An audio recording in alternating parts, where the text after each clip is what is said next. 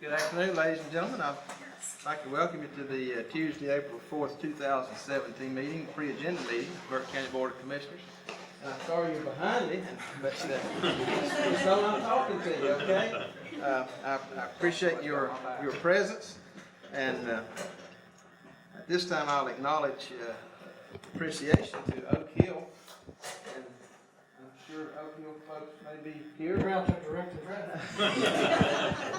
We do appreciate them hosting us this afternoon, and I'll call the roll and note that Commissioner Abley is in a meeting in Raleigh with the Association of County Commissioners.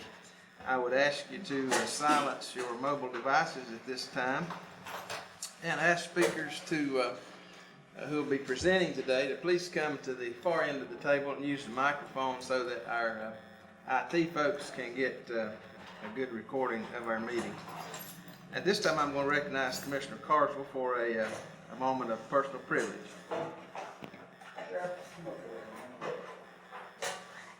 Ladies and gentlemen, I want to take just a few minutes. Back in 1968, when I started at the Sheriff's Department, as a young man started at the local police department, I remember Ron Hudson. Good man. He was a gentleman. He was a gentleman, I tell you. Ron took a lot of kidding during the years that he was an officer. Being an officer as long as we have, I have a lot of respect for Ron Hudson. He passed away this morning. Ronnie was a prominent Christian man you ever meet. And everywhere we go, Ronnie had my back. You know, he was there. He was always, whatever we needed, we did it for each other. We've lost a good man in Burke County. A fellow law enforcement officer, a fellow Christian man like us. So I just want you, if you will, with me, to take a few moments in silence so we can move on.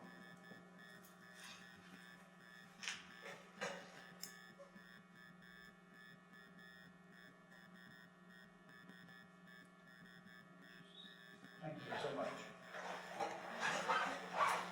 Thank you, Commissioner Carswell. At this time, we'll move to item number 2, approval of agenda. Gentlemen, you've had the agenda for several days. I would ask now for a motion to approve the agenda. So moved, Mr. Chairman. Thank you, Commissioner Taylor. All in favor say aye, please. Aye. Opposed, no. That's all of us. That brings us to item number 3, presentations. Today we'll hear a presentation from Kim Rhodes or Tara Conrad with the Partners for Mental Health. Who's with us? Kim? Okay. Yes. All right. Thank you.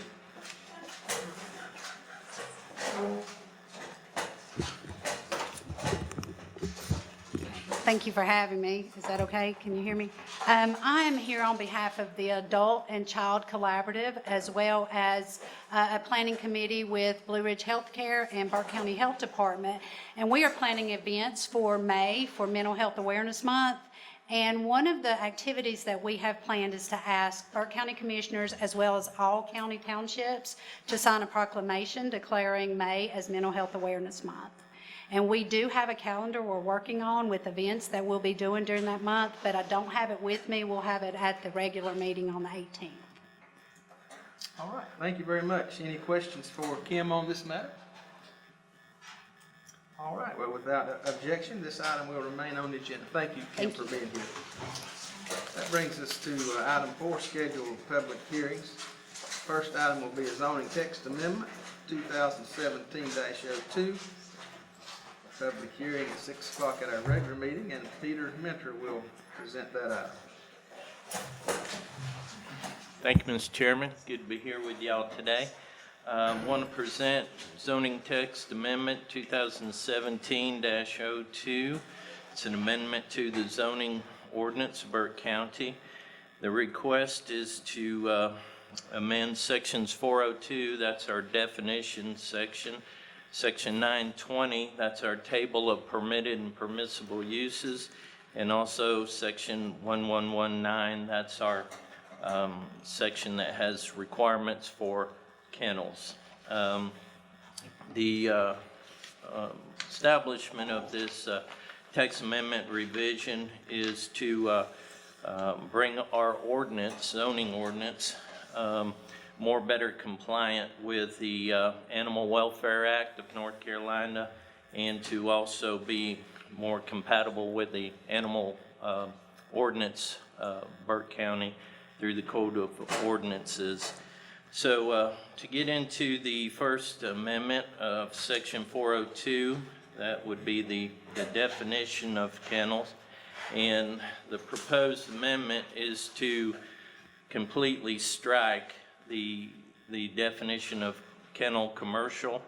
It'd just be more easier to strike that out, and the proposed amendment to revise that definition, I will be glad to read to you.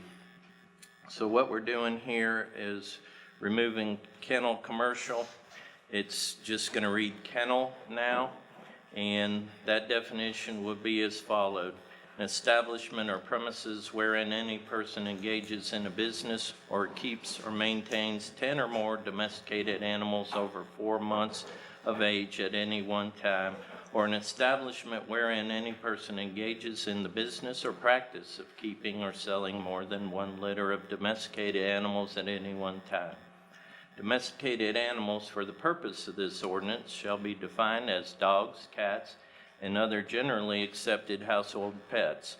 Litter for the purpose of this ordinance shall be defined as the offspring resulting from the breeding of 2 domesticated animals.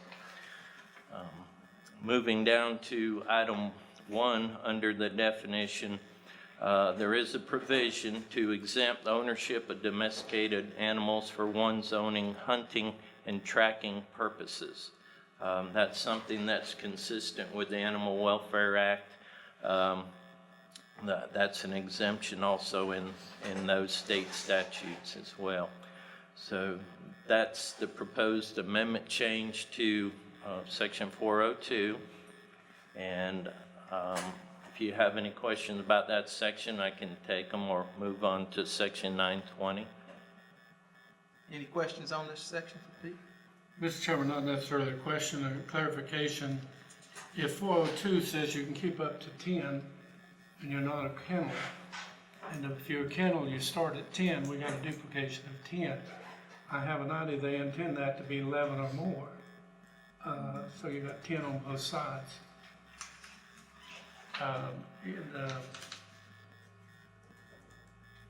Just wanted to know if that's the way it's going to be, or do we need to have that correction done or edit? Right. What we'll need to do on that is to look to see that we're, number one, being consistent with the animal control ordinance. That text may be more than 10. In that case, that would take care of that, I would think. More than 10 or 11 or more, either one would take care of it. Right, that's right. So that's something we need to. I thought what they did was they said if it's 10 or more, then. That's what we have here. If that's consistent with the animal ordinance, then that's. That policy, I think, or interpretation was 9, so if you're at 10 or more, then. Okay, yeah, that may be, the state We can statute check. might say 9. We can double check that, but I was thinking. Yeah, I believe you're right, Mr. Manager. I believe state did say 9, so this would be correct as stated, 10 or more. But are you, It says the request would increase the number of domesticated animals that a person can keep and care at their property residence from 6 to 10. Caring for more than 10 animals in any locations or residence would be classified as, you got 10 2 places. Okay. It would then be the 10 or more to make that consistent. Well, excuse me, Mr. Chairman, did we move the number you could keep without being a kennel from number 6 to 10 as the text says here? Currently, the ordinance says 6. Yeah, but we changed it. We said we changed it from 6 to 10. The existing ordinance says more than 6. And I guess what Peter's saying, we need to be sure that, since one of the attempts was to be sure the animal ordinance and this zoning ordinance were the same, they need to say the same thing. Right. So we just need to verify that. Yeah. And I believe the county manager is correct. The state is 9, and the wording 10 or more would then be the one that would apply. But yeah, we can verify that with the ordinance. Yeah, we have 2 weeks. Yeah. Okay. Anything else for Pete before he moves on? Okay. All right. Next proposed amendment would be amending section 920. And currently we have a use table category for both indoor kennels and animal hospitals and outdoor kennels. The proposed amendment would completely do away with the outdoor kennels. Again, just looking at just calling these kennels. Page 15 of your packet. So the indoor-outdoor differentiation would go away. We're just speaking of kennels in general and animal hospitals here. So if you look at the outdoor kennels, all of that's stricken across. The indoor kennel is stricken from that definition there.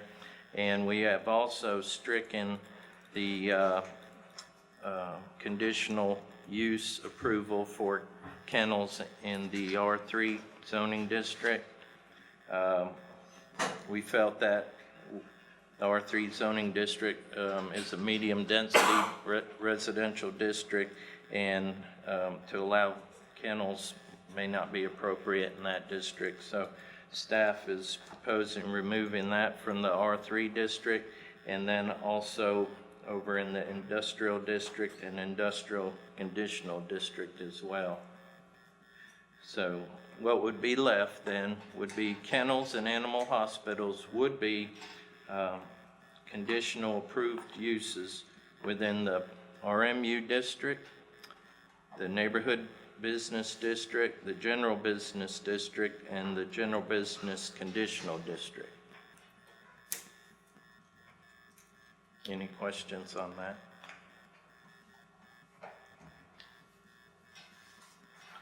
Okay. Then we'll move on to section 1119, which is the specific requirements for kennels. And the proposed amendment would strike through that whole section to make it easier to work with. And then in turn, we're going to propose section 1119 kennel. And then it would have the intent, which basically remains the same. When we get down into the general requirements of section 1119.02, and I'll go ahead and read through that. When allowed per section 920 of this ordinance, any premises meeting the definition of kennel as defined in section 402 of this ordinance shall be subject to the following requirements. Number 1, kennels must be approved and permitted as outlined in this ordinance prior to being established.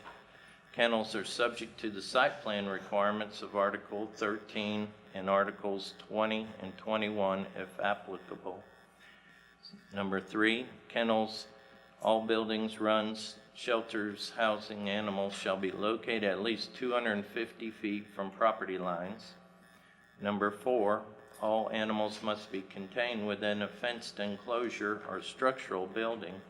Fencing shall consist of durable materials with a minimum height of 6 feet and shall deter animals from escaping over, under, or through the fence. Number 5, in addition to the standards set forth in this section, all kennels must be compliant with Article 3 of the North Carolina General Statutes, the Burke County Animal Control Ordinance, and all applicable Burke County zoning and Burke County environmental health regulations. Number 6, permitted kennels are subject to inspection during normal business hours by officers and representatives of Burke County Animal Control, zoning, code enforcement, and environmental health. And that completes the requested amendment for that section. Just a note that when permitting kennels, they would still have to meet the requirements of the permitting process as well. So that is handled through the Planning and Zoning Office. I'd like to note that the Planning Board met on March 3rd, 2017 to hear the proposed text amendment. After hearing staff's presentation of the proposed amendment, the meeting was open for public comment. There was no one from the public there to speak. The chairman closed the public comment portion of the meeting. The board then discussed the amendment, and motion to recommend approval of text amendment was made. The board voted 7-0 to recommend approval of ZTA 2017-02, and that meeting was, of course, advertised per our standard procedure. So staff also would like to recommend approval of the zoning text amendment as well. Any other questions? Questions for Pete? Yeah, Mr. Chairman, is the 6-foot fence, high fence, is that part of the state code? I just wondered if you raise toy poodles or beagles that don't get any taller than 15, 16 inches, 4 foot would be plenty. Is that a state? That I am not sure of, to be honest with you, but that's something that our department wanted to have adopted, because we don't want to have different standards for different kennels. We want to have one standard for all kennels. And the second question I had, Mr. Chairman, is there any area exempt that you cannot build a kennel as long as you have, well, it says 250 on either side of the kennel, so a square acre is about 208 by 208. You gotta have at least an acre and a half, and it'd have to be arranged rectangular to make that work. But you can build it in most developments, I mean, just any. Well, the table again is what would dictate whether it be allowed or not allowed in that district, but if it is an allowed use, it would go before the Board of Adjustment for approval. The board would have, at a minimum, follow these standards, and then the board could, of course, put any reasonable additional standards onto the approval that they saw fit. So that 250 feet is, if adopted, well, actually, it's already in the ordinance right now, but that's something that the staff and animal control discussed, and in the planning board as well. And there's different means of trying to define or dictate how to kind of separate the kennel so it wouldn't be such a impact on neighbors. And there was suggestions of maybe doing it by decibels at the property line, using a meter in different other scenarios, but in the end it was decided that the 250 feet separation would probably be the simplest means to accomplish that. Any other questions? Pete, back to the table for just a second. Okay? You're disallowing kennels in industrial and industrial CD, is that commercial? Conditional district. Conditional district, Yes. what's the logic there, I guess? Well, that was something that planning director had said he didn't think it was appropriate for a kennel to be located in an area where there's industrial development or warehousing going on. Currently, the ordinance allows it in those districts, so he thought it'd be maybe appropriate to strike those two out. Do we have any kennels that you're aware of in those kinds of places? No, sir. The registration of the kennel, so far as zoning is concerned, there's no, it's just if you have 10 or more animals, then you have to register it and be straight up with the compliance in terms of where you can have the kennel. Yes, sir. And really, the only difference between where we are now and this is that you can have more animals. Is that You can have basically- more animals than what allows now.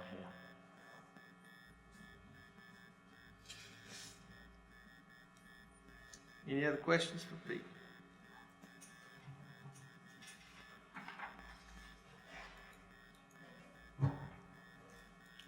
Here none, there are no more, then this matter will remain on the agenda without objection. All right. This comes to item number 5, consent agenda.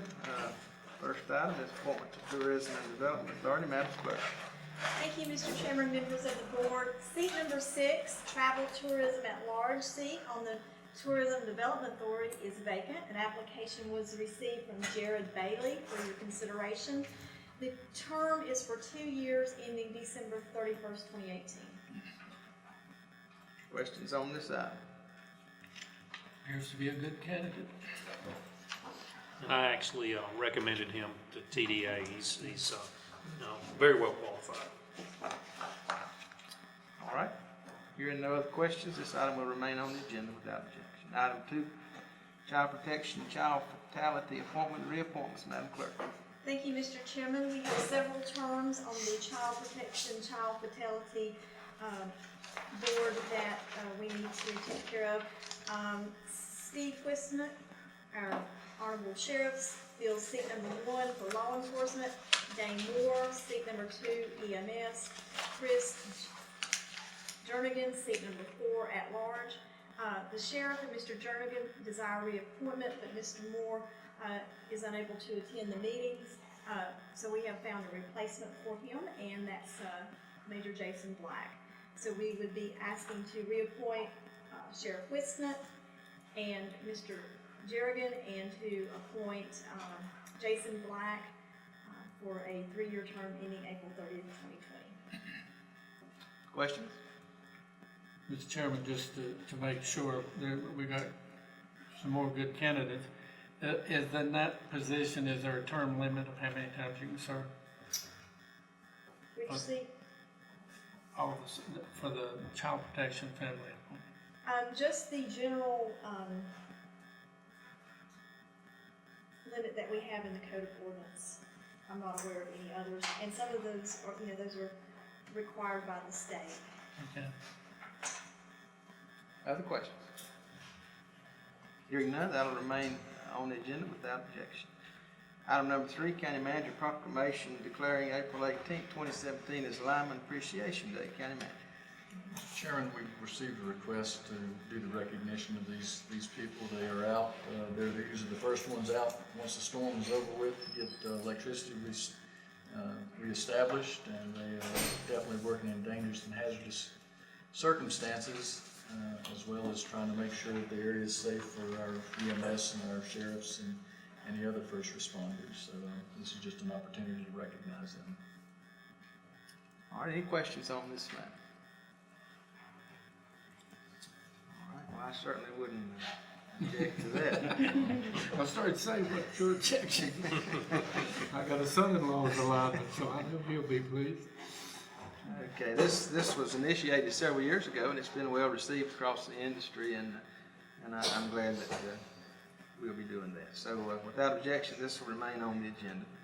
Item number 5, Burke County Council on Aging bylaws. So this will be presented by Karen or Kathy. Who we got today? We got here. Karen, okay, thank you.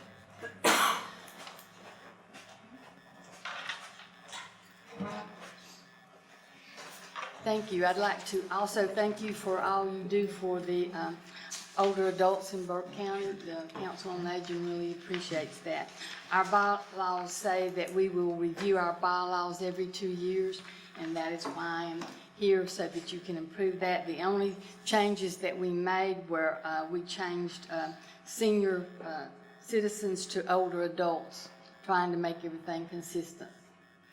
So that's basically the only changes that we did. Any questions for Karen? All right, hearing none, this item will remain on the agenda. Thank you, Karen. Okay, thank you very much. Now, let me back up. I overlooked item number 4, proclamation declaring May the 4th as National Day of Prayer. County Manager.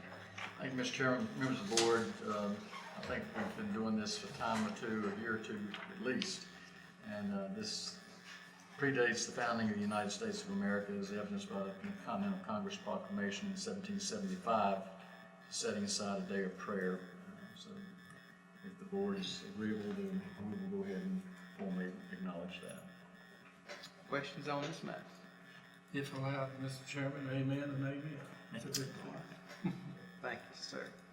All right, hearing no objection, this item will remain on the agenda. Item number 6, commercial development approval of Parks and Recreation Trust Fund, 2016-17 grant application for Fonta Florida State Trail, North Powerhouse, and Cobb Road Side Path, presented by Tim Johnson. Thank you, Tim. Thank you, Mr. Chairman. Good afternoon, Commissioners.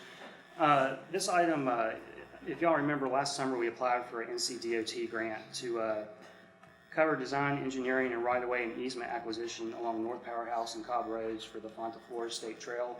We found out in January that that was approved, and as part of that application, we needed a $300,000 match that the North Carolina Division of Parks and Recreation told us they would provide. The manner in which they want to provide this is through a Part F application. So this basically just needs your approval for us to apply for that $300,000 match through Part F. And again, that funding would go for easement acquisition for the Fonta Florida State Trail. All right, any questions for Tim on this matter? Tim, how long is it gonna take us to do the Part F grant? As far as the Getting it back? getting it back, we would know probably late summer, and then we'd have 3 years to complete that grant. Any other questions? Sounds like another good opportunity for us up around the lake. Without objection, this will remain on the agenda. Thank you, Tim. Next item is community development, approval of service contract between the Conservation Trust of North Carolina and Burke County. This also will be presented by Tim Johnson. So far, Burke County has completed approximately 9.5 miles of trail out the lake. And we're asking for approval of a contract with the Conservation Trust of North Carolina to utilize a North Carolina youth conservation crew to do some additional work on the trail. The crew will be made up of students between the ages of 16 and 18. They're making an active effort to recruit students from Burke County for this crew. They'll work for 2 weeks at a cost of $15,000. And that funding amount represents 80% of the cost. The rest of the cost is being covered by the Conservation Trust of North Carolina. This crew will help us with work that needs to be completed on the trail, and it also provides a really unique experience for the kids that end up on the crew to do the work. Okay, any questions on this matter? Just one, if you, Tim, the information said that most of the time the workers actually stayed out on the trail, slept on the trails and all that kind of stuff. Right. What do they fix their own food out there too, or do they? Yes, and what they're trying to do is work out an arrangement with Lake James State Park. So they will stay at the state park for those 2 weeks and then travel to the trail to do the work. But yeah, they're living outside in that. And there's some from even Vermont, if I understood that. The crew itself, Vermont has a very successful Youth Conservation Corps program. And so what North Carolina does is they use crew leaders from that program. But the kids that are actually on the crew will most likely be from North Carolina. And all the children, all the workers. Yes.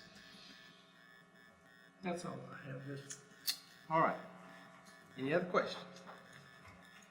Hearing none, that item will remain on the agenda without objection. All right, that brings us to item number 8, request for additional funds for foster care. That'll be presented by Ranger Hernandez.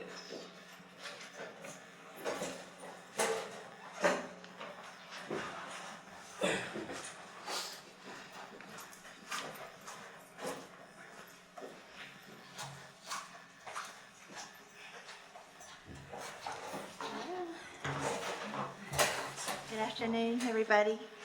okay. Thank you, Mr. Chairman, members of the board. I'm going to talk to you a little bit about foster care, and the crisis that we find ourselves in is much like what's being found across the state. And then I'll give Jody Self, our finance officer, the opportunity to share what's going to be needed to keep that program going. So foster care is a program that's designed to be temporary. It's for keeping children safe. When they can't be kept safe in their own families, we've got to make arrangements with the court to have them removed and placed in foster care. We always look for families first. Do home studies, we'll do criminal record checks and background checks, and we'll give that information to the judge at the time we're talking to him about taking non-secure custody of children.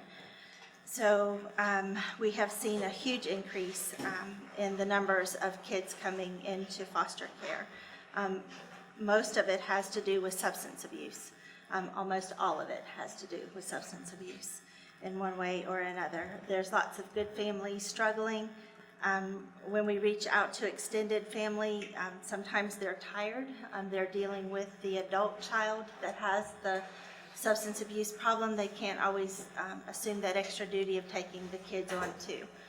Sometimes we can find it, sometimes we can't. Sometimes we find that there's generational abuse of substances, and we have to break that cycle. So just to give you an idea of how quickly the kids are coming into care. Last March, 2016, we had 180 children in care, and that was even an increase, and we thought that was a big deal at that time. Last month, we had 230 children in foster care. It's almost every day. It happens often. As of today, we have 228 children in foster care. Caldwell County, I reached out to Caldwell and Catawba just to see where their numbers were. Caldwell, who has been high for years, has 223. We're at 228. Catawba has 233. That can change very quickly. Kids come into care all day. They can come in care after hours. It doesn't stop. So just wanted to share that with you. Children's Home Society is one of the largest licensing agencies in North Carolina for foster homes. They had 3,000 referrals last year and only had 364 new families in which to put them. So it's across the state, and our children are placed across the state because there's not enough local foster families to take them. It's similar in all the other counties. So you look in your own county first, and then you have to start reaching out farther. So just wanted to share that. We had 2,200 Child Protective Services hearings in court last year as compared to 900 the year before, and probably about 650 to 7 the year before that. So it's just extremely high and doesn't seem to be slowing down. There's about 70 other families that we're working with. I'm trying to prevent the kids from being re-abused and prevent foster care if we can. Those are all very high risk. Most of the families that we're dealing with are high risk right now. So I wanted to share that. Last year, we took 60 kids into care, and about 35 exited care last year. This year, in 2016, we had 122 kids in our foster care, had 63 leave. So we're bringing twice as many in. We're still working really hard. There's twice as many going back out. But the numbers just keep skyrocketing right now. So there's different types of placements.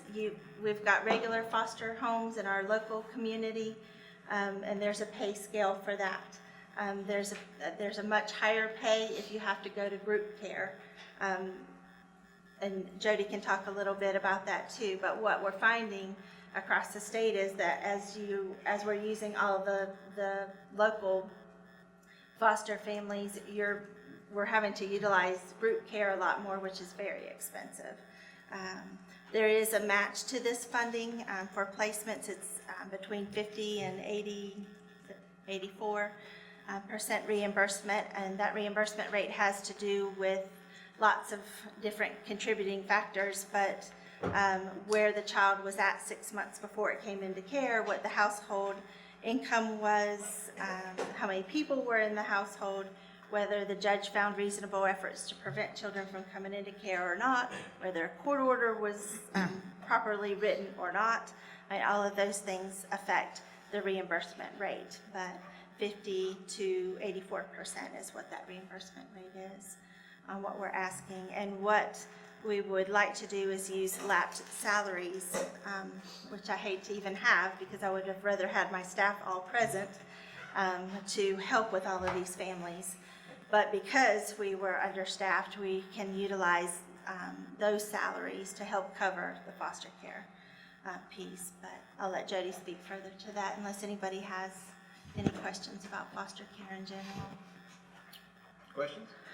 Mr. Chairman, Doreen, those children that are leaving the home because of substance abuse, are the parents are they incarcerated? Is that the reason the children are coming out of the home? Not always, no. There are times where parents are incarcerated and we have to identify where they are and try to work with them from there at times. If the goal that the judge sets is reunification. Lots of times you've got the parent in the home caring for the child. There are times where they may be arrested. There may be an arrest going on right at the moment, but there's other times that we're going out and finding that they're too impaired to be able to parent properly for their kids, maybe too impaired to even make a plan for their children at that time. You'll see they don't typically act as they normally would if they weren't using substances. So they're not, it could be that they're not watching their children well. There's not enough food in the house because the money's going for the drugs instead of for the kids, or the environment itself is dangerous. One of the other issues that we're having is that the kids are now being exposed to the drugs that are in the system or in the home. And so the drugs are getting into their system. And we've always had cases where children may be born addicted to illegal drugs or prescription drugs that may not be given to them.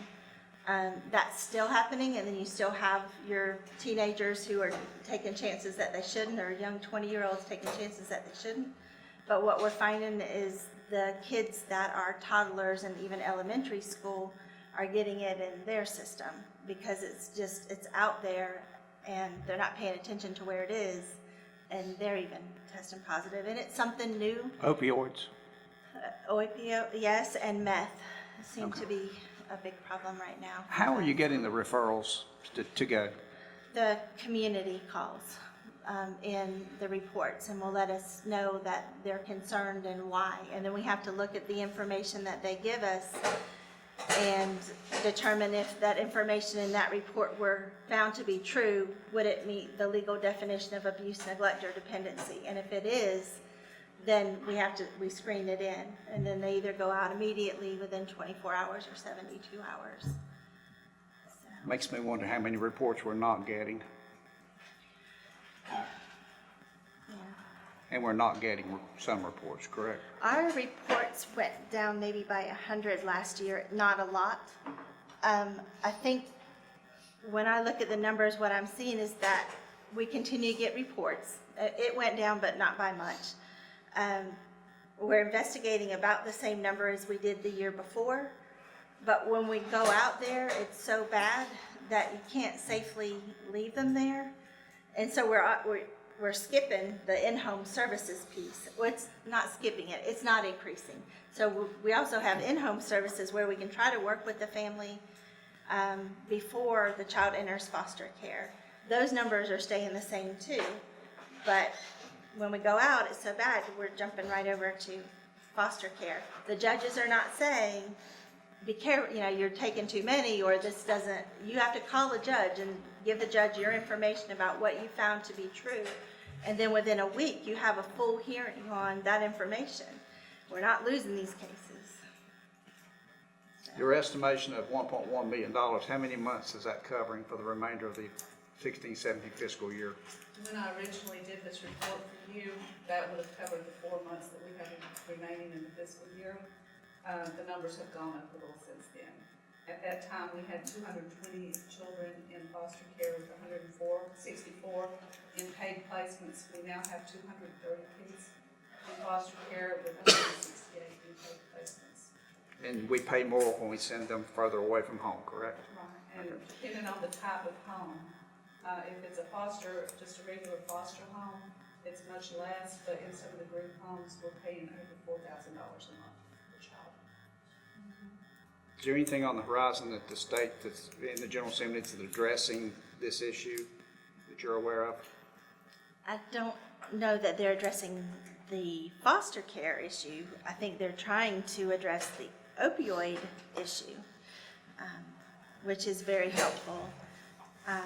I think one of the things that we'll have to watch, and I talked to the secretary when she was here visiting in our community, when we're taking the kids into foster care, as long as the goal remains reunification with the parent, we're trying to get the parent tied into substance abuse assessments and therapy, mental health therapy, all of these things that they may need to be in order to get their kids back. But as soon as the kids come into care, their Medicaid is cut, which, if the goal is reunification and we're trying to get them the services, we really need them to be able to have a means to get them. So I could see if the goal wasn't reunification and we were moving in a different direction maybe, but if it's reunification, they really need a means to be able to get the help they need to.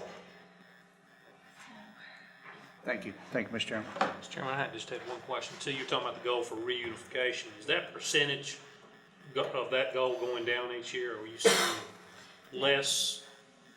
No, I think the court's goal and our goal is to try to reunify if it's safe to do that. I don't see that changing. There will always be cases where the abuse is so horrendous that we'll walk in and say, we don't want to reunify, and then the judge tells us whether or not we're going to reunify.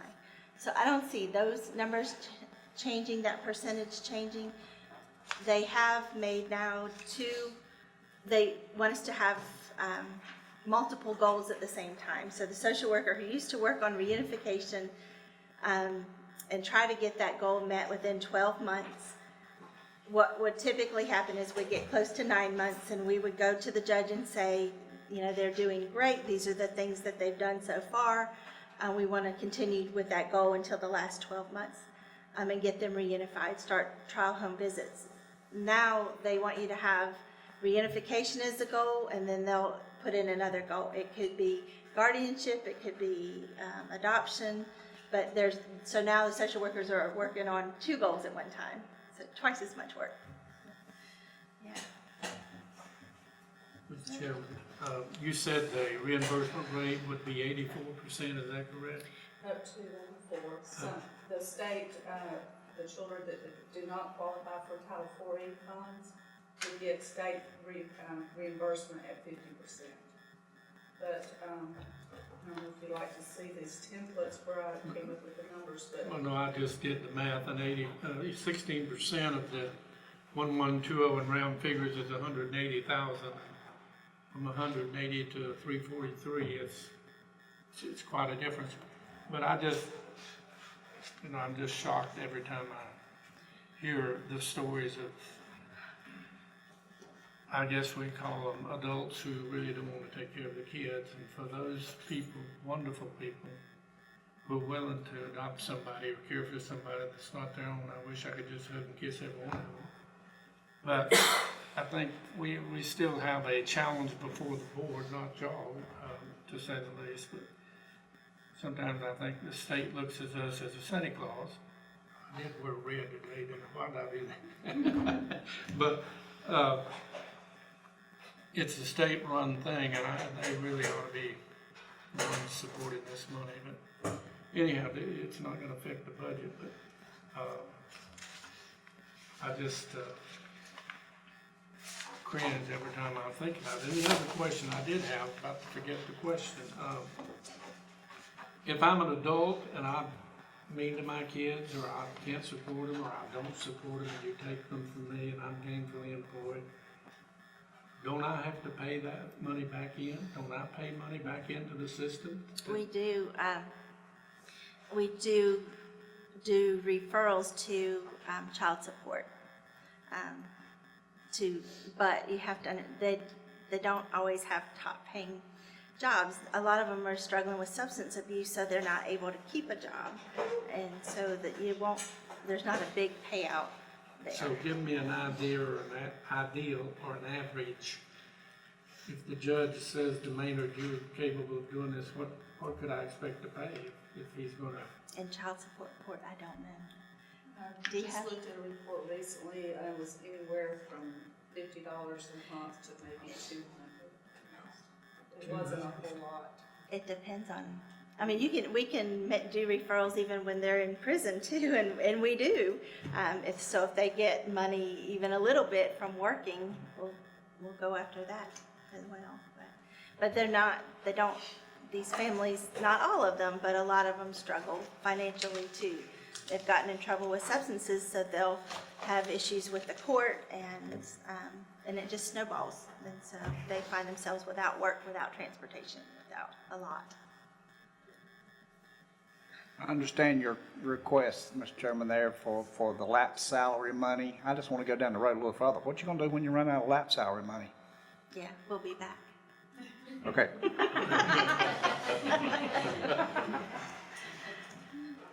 I hope next year not to have to use the lapse salary money. That's concerning to me too, that it's there.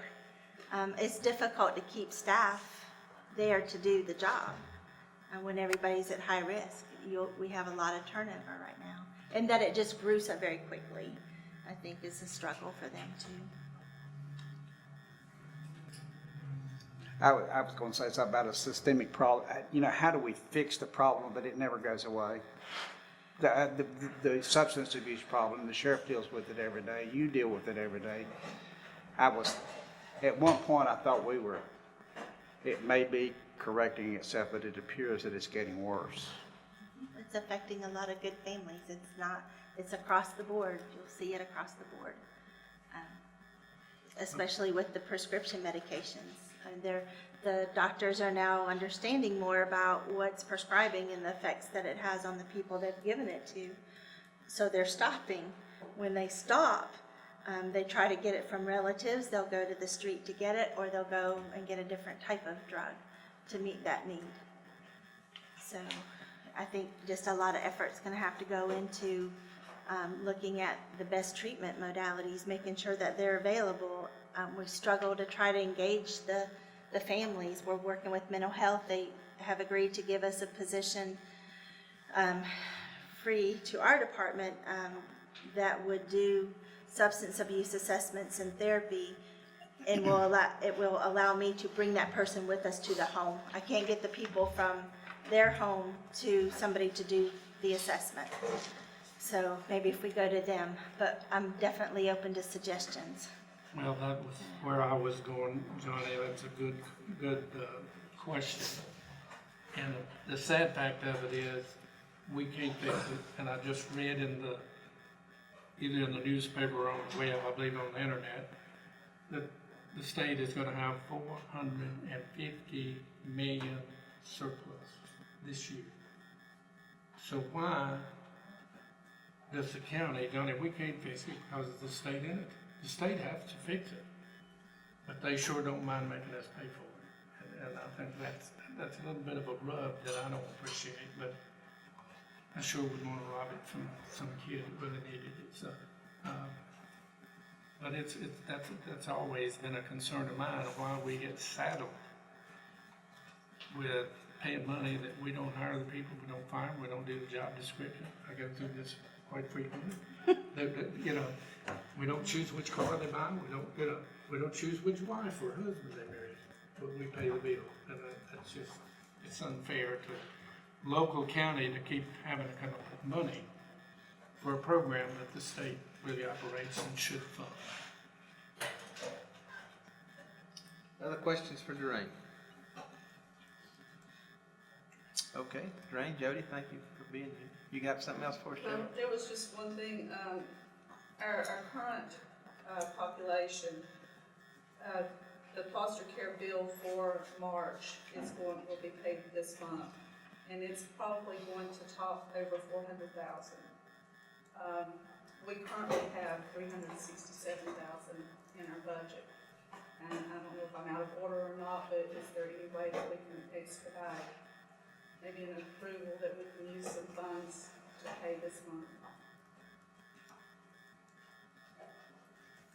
That's the March or April bill you were talking It will be March, but it's paid in April. It will be paid probably next week. Procedure would be asked to be put it on an agenda, but we really should be discussing it today.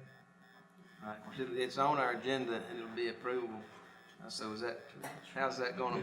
2 That weeks. would be the 18th, and the bill's due when? But we usually try to get it out the second week. When is it actually due?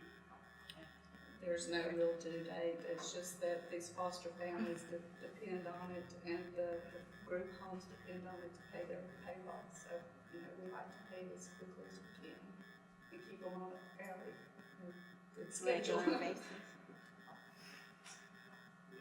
Unfortunately, unless the board, authorizes the payment, which is not really anything we do, because you can't technically pay the expense that you don't have the funds to pay in the budget, so. Well, thankfully, we're coming up early in the month this month, so we can expedite those funds perhaps, Paul, just as soon as they're approved. Does that seem reasonable to everybody? Okay. Thank you. That item will remain on the agenda without objection. That brings us to item number 9, finance item, ratification of purchase prices for school property. That will be presented by Paul Imes, Deputy County Manager, Finance. Thank you, Mr. Chairman. We've received a request from the Board of Education to approve and ratify the purchase of certain parcels of property that were required in order to facilitate the moving forward with the building of the new Mountain View Elementary School. You have in your packet the identification of those parcels. 713 Bouchelle Street at a cost of $62,500. 715 Bouchelle Street for $53,000, and then a couple Morganton properties for $15,000 and $22,000. So the total is $152,500, and that is to comply with the state statute 15C 426F. Okay, gentlemen, you've heard the information. We've had the information to review. Any questions for Paul? Mr. Chairman, I have 2. Paul, were they aware of this when they first originally made the request for the loan for the money? This is gonna add money to the cost of the school, correct? Yes, we've included the acquisition of land into the total overall package for the cost, yes. So this is covered in so then why don't we vote it a second time?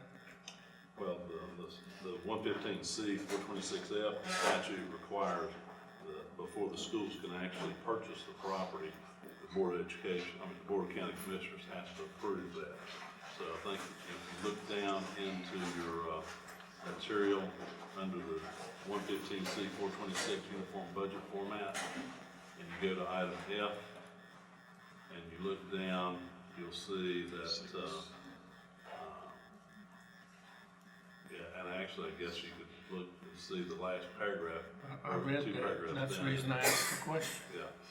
Yeah, I mean, should they have already done this? Yes, Yes. I thought so. And then the other question I had, which is probably mute, but who checks the land value? Are they getting cheated paying that much for the land, or is it worth that? Who do we know? Is that, Well, unfortunately, I can't answer that because I don't know who's involved in the gateway. And one of these is a condemnation too, so I think the first 713 Bouchelle. And so I know there's a certain process you have to go through for condemnation. But the other 715 and the city of Morganton, I'm sure that was a negotiated price between, the owners of that property and the school board. so we had the money in the original contract, we just didn't have the Well, agreement to purchase. we knew that, that they were gonna have to acquire some adjoining parcels in order to have a large enough site to build the schools. But, I think some of these actual number of dollars, didn't get finalized till we were well in the process. I think, matter of fact, then we just finally got everything recorded in our name last week, when it run for sale. Last week. Still other questions, Mr. Chairman? Other questions for Paul? Okay, without objection, this item will remain on the agenda. Moves us to item number 10, General Services, Connect NC Grant, presented by Chris Halter.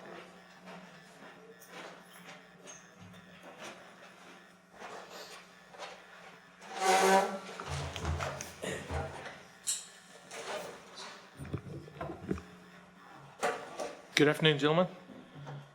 Good afternoon. Thank you.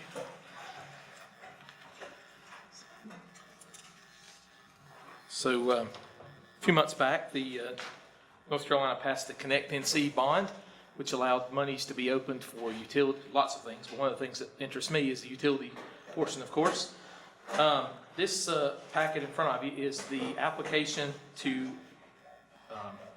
apply for a NC Connect grant. We qualify based on our rate schedule for a 50% loan, 50% grant from the Connect bond that would allow for a rehabilitation / rebuild of the Eckerd Creek sewer pump station. So attached to your packet is a cost estimate from West, who worked up $1.6 million as the cost to rehabilitate basically the entire station. Eckerd Creek, to give you a little history on Eckerd Creek, it's a 30-year station that has been consumed by rust. So the valves, one of the valves no longer function, the check valve, isolation valve no longer functions. The wet well was, the only thing that's been done in my history and understanding of the history, has been done to the station. It has been, the wet well has been lined to avoid water seeping from the ground. But other than that, there's really been no upgrades on this station for 30 years, other than just pieces break and they've been replaced. But few of those have been done. The station is 1986 era and is now beginning to see the failure start, and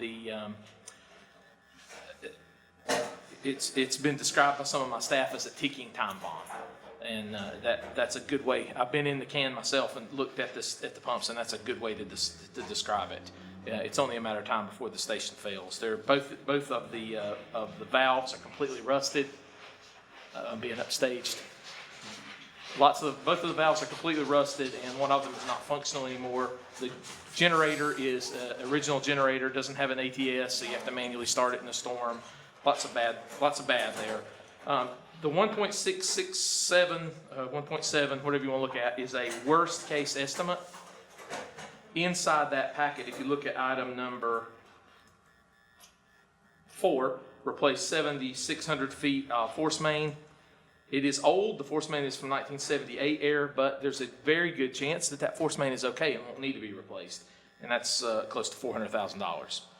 So what's before you is the permission to apply for this package, knowing up front that it's a 50-50 grant loan. All right, questions for Chris? Mr. Chairman, I have one question. What's the average shelf life for one of these stations? About 30 years. That's a great. I mean, we've had really great service at this pump station, but it is beyond its useful life. So it's a 50-50, and then we do a 20-year 0%. 0%. That's right. And so, that's if we get this, it'll be, you know, 300, A lot of bang for your buck. yeah, the $800,000, but it's what you'll assume the 20-year. And it might, and you know, if you don't use all the money, you hand it back, awful to hand back money, but in a 50-50, it sort of makes sense if you don't use it, hand it back. Sure. You're also looking to pursue an ARC grant too, aren't you? I am, that's not in this packet, but I'm happy to talk about it as a fallback. Well, It does dovetail, it does dovetail. The Appalachian Regional Commission has a grant opened up for $300,000, and that grant will, that's also for utilities, for construction. And so if we, best case, in the perfect world, we get both of these, then you could certainly use that grant to offset the amount of money that we need to come out of pocket. So you wind up going from $800,000 loan to $500,000 loan if you spend the max. Or worst case, you know, they combine the two and you wind up getting $2 million for an $800,000 loan. Yes, that's coming. The pre-application is due in a couple of weeks' time for the ARC, so that's not on this agenda. Other questions? Mr. Chairman, this kind of puts my head in a spin. Wayne Abley's not here. Brian was here for part of it when Carson Fisher was in the maintenance department, the general service. You know, we did 1.2, Paul, do you remember that? You would have been here, Paul. I had a note here, get Kay to pull the last contract, and I did that Friday afternoon, so I forgot to do it yesterday. But anyhow, that, first of all, Paul, that was supposed to, the $1.2 million was supposed to upgrade that, supposed to be no pump involved, except for the one that came from George Hildebrand, that goes into there, George Hildebrand School. And it was supposed to fix that forever. It was supposed to be gravity flow, no pumps. And it just, we're going back, and I don't know how much money we're gonna have in that sewage line. If you combine, and I've only been on the board 14 years, so past that, I don't know what was spent on it, but it existed before I came on board. And we got rid of a lot of we sold one, gave one back to Valdez, didn't we, Paul? To get rid of those pumps. And you telling us we still have one, why? And the way I went with 2 or 3 of the people and helped get right-of-ways and everything else down through there. It's, you know, all the time, you know, it was supposed to be a free flow, free gravity, no pumps would be needed for that. Do we have to have a pump? Yes. Where is this pump located? Eckerd Creek Drive. Mr. Manager? Chris, wasn't there one key piece of property and the people told you not to ever write them again? It was multiple, yeah, it was And that- three, that is I think it was key to 3. Being able to do gravity flow. Unfortunately, that's true. And without that, you've got to stay with the pump. Correct. Paul, was that not Indian Creek where we, The Island Creek or Indian Hill? Indian Hills. Indian Hills is the $1.2 million different station. This station does pump to Indian Hills. so it's a different station? It's a different station, yes. So the life of that pump, if you put another one in, is 30 years?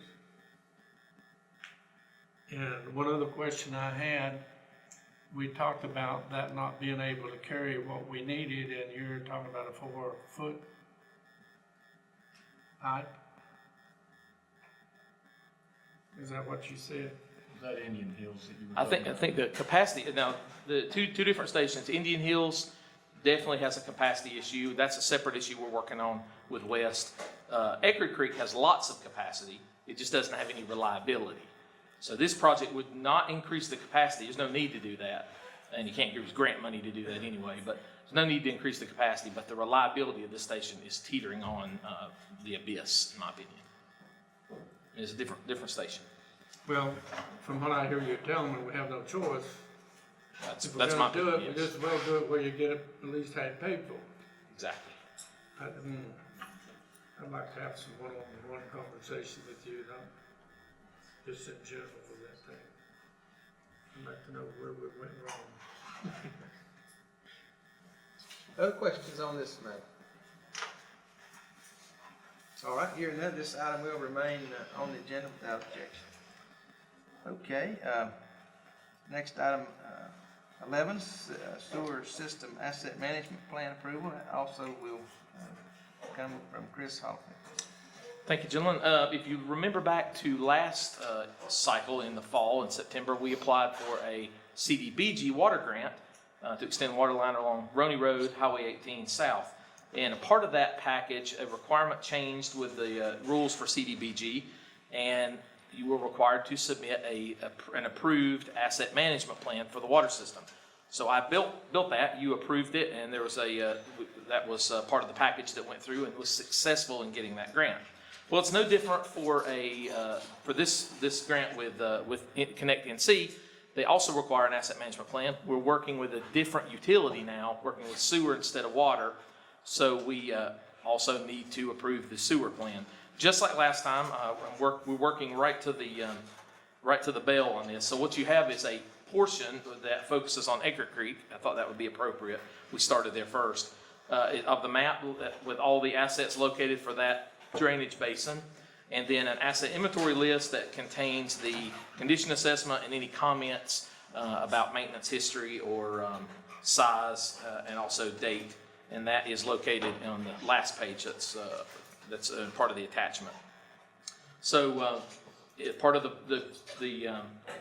grant package is that you approve the sewer asset management plan. It'll dovetail and go right in the same manual as my water one, and it'll be a complete utilities asset management plan then when it's completed. And that has to be a part of our package that goes forward for NC Connect NC. Okay, thank you, Chris. Any questions for Chris on this matter? Hearing none, it'll remain on the agenda without objection. All right, thank you, Chris. Thank you, gentlemen. That brings us to item number 12, Health Department JCPC Budget Revisions to Programs, presented by Rebecca Cloud, our Health Director, and the JCPC Chair. Or AJ Patel. Good evening.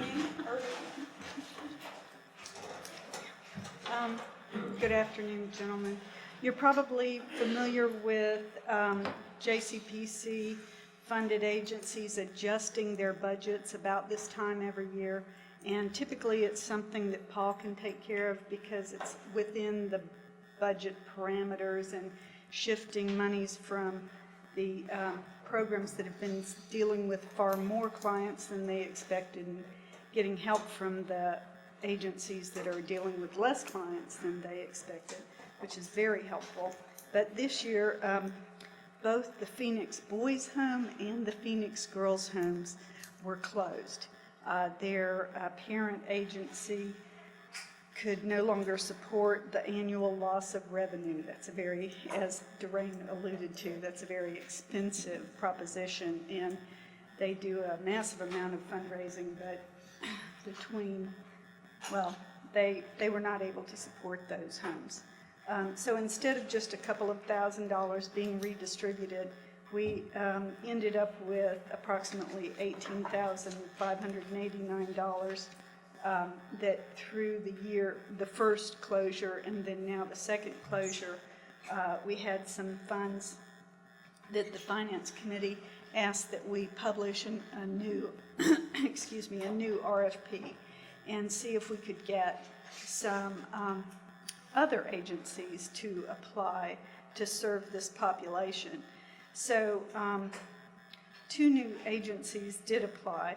Of course, the JCPC currently funds agencies to deal with low-level offenders such as the mediation program or the community service program, so that there's a large number of clients in those, and then the agencies that are funded also address the high-end offenders such as the very young sex offenders. And those numbers are small but very expensive to deal with. So we were hoping, and we did receive some applications for addressing the mid-range juveniles, both by the Outreach Center mentoring program and Aspire, the group Aspire, does a Kids at Work program that requested those funds. So on your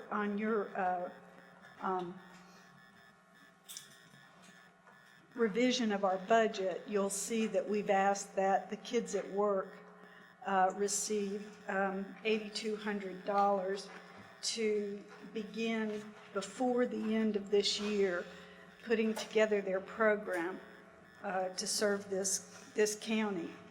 And, excuse me, they'll serve young folks who are under protective supervision or probation. And they'll be from 12 to 17 years old. They'll be teaching them interpersonal skills from 3:30 to 6:30 in the afternoon, a high-risk time period for activities that we would rather not have them doing. And they'll be getting interpersonal skills as well as marketable restaurant and culinary skills. They currently serve this same client population in several other counties that surround us. And so we're asking that you approve this budget revision, if you would. All right, thank you. Gentlemen, any questions on this matter? Not about the matter, Mr. Chairman, but how many boys did the Phoenix Home, or girls, whatever, how many did they keep? They had, rotating of course, but they had 10. 10. Yes, sir. And those were placed elsewhere? Yes, sir. Okay. So, Not easily, as you can imagine. yes, I can imagine. Another question? Thank you. Thank you. Now, this matter will remain on the agenda without objection. This brings us to item number 13, Sheriff's Office acceptance of dog beds from grant, presented by Sheriff Wilson. Good afternoon, Mr. Chairman, Afternoon. Commissioners, and others. Good afternoon. Burke County Animal Control had applied for a grant from the Gray Muzzle Organization, and I believe if I grow any facial hair, I would probably qualify for that organization, for specialized beds for senior dogs earlier this year, and have been notified that the grant application was approved. The mission of the Gray Muzzle Organization is to improve the lives of at-risk senior dogs by providing funding and resources to animal shelters, rescue organizations, sanctuaries, and other nonprofit groups nationwide. Burke County Animal Shelter would be receiving 2 Kuranda orthopedic senior dog beds at no cost to the county. 2 dog beds are being provided through donations made to the Gray Muzzle Organization in honor of 2 dogs named Button and Rod. All right, thank you, Sheriff. Any question on this matter? I do agree with you, Sheriff. If you were to grow, it would probably be gray. And But I feel pretty good. I see Mr. Simpson here. I think he's qualified. That happened last night. okay, thank you very much. Without objection, this item will remain on the agenda. Thank you, sir. All right, this brings us to items 14, 15, and 16. And all these come from our tax administrator, Danny. Danny, let's start with the release refund report for March 2017. Okay. Thank you, gentlemen. Releases from the tax system, the report shows $6,801.29. $3,694.41 was rebuilt, which made a net release amount of $3,106.88. Refunds, we had $1,230.63. On our vehicle tax, we had refunds on adjustments to bills of $774.12, and proration of tags at $971.02. Okay, gentlemen, you've heard this information from our tax assessor. Any administrator, rather, any questions for Danny? Hearing none, that'll remain on the agenda without objection. Let's go to item 15, tax collection report for March 2017. Okay, for the tax collections for March of 2017, our current year taxes, which include property tax and motor vehicle, we're 97.14% collected. Delinquent taxes, we're at 110% collected, and the late list penalty category, we're at 98.83% collected. Questions on this matter? Hearing none, that'll remain on the agenda without objection. Item 16, Tax Department EMS collection report for February 2017. On this report, we are at 59.18% collected. And once again, I have put down prior years there just for reference. Questions on the EMS collection report? Do you project we'll make that budget? It seems a couple of percentages off on that from years past. I think we'll be a little bit shy. You will? Yes. 5%? Really hard to say, 2 to 5. Just be throwing mud up against the wall, see if it sticks. That's a guess. Okay, any other questions? All right, thank you, Danny. Thank you, All right, gentlemen. this time I'm gonna ask us to take a 5-minute recess, and then we'll continue with the meeting, give everybody a chance to stand and take just a brief break, okay?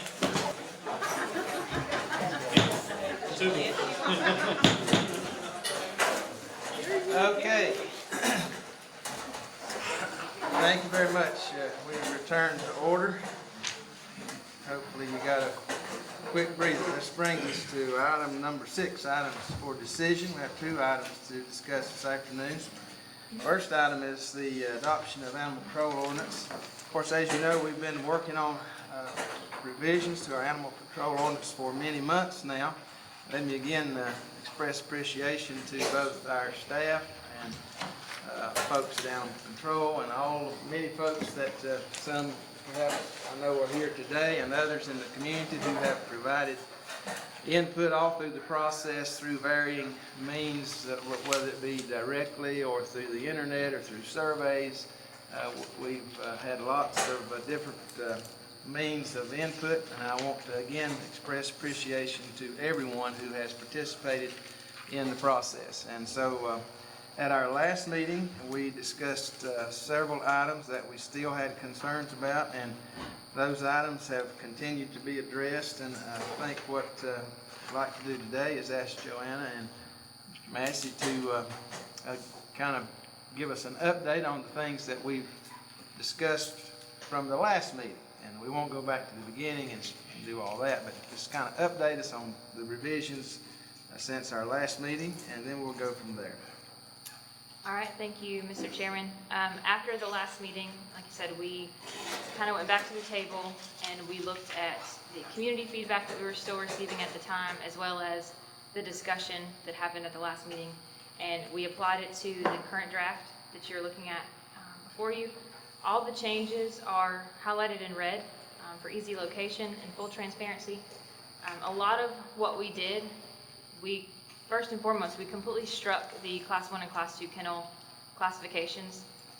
That was one that we just felt was going to be more of a bogging down kind of situation than we really wanted. So we went back and we made it more of a consistent policy with zoning and environmental health. Zoning already had something on the books, so we basically just took that and revised it and used it with this current policy. Again, all of the changes are in red. There were not that many at this point. The largest one being the Class 1 and Class 2 kennels being stricken from the ordinance. We did add in a few definitions. We reworded a few items, added some clarification as far as like tethering.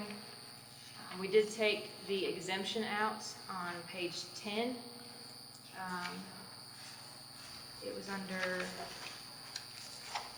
Section 6.2, number 2, there was a contingency in there that stated that Burke County Animal Shelter was exempt from the standards of care.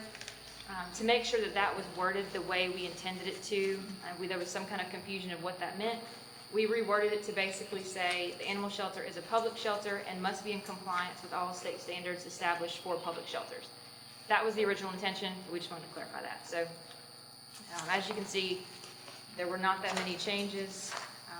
So the biggest one being the striking of Class 1 and Class 2. We did take out the geographic parameters of the Animal Advisory Board.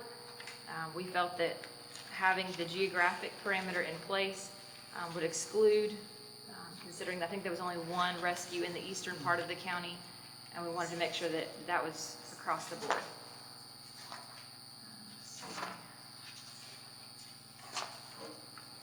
And the second largest change that we made was section 6-21, which was the implementation of the rescue requirements. And 6-26, animals creating a nuisance. There has been an ongoing issue of how to define excessive or habitual barking. I know as far as the enforcement piece, there's been issues of how to actually enforce that, because when it gets to the judge's desk, how do they define excessive or habitual? So we actually put a number to that. You can see that there. Habitually or repeatedly is to be defined as 3 or more times per minute for no less than a 15-minute period. And our officers felt that that would be enforceable. And we also moved cat colony section 6-27, out from under the nuisance. That was just an oversight, so we moved that out, and it is its own section. And those were the main changes that we made. And we'll take questions if there are any. All right, thank you, Joanna. You've heard the information. Gentlemen, any questions for Joanna or Lieutenant Massey?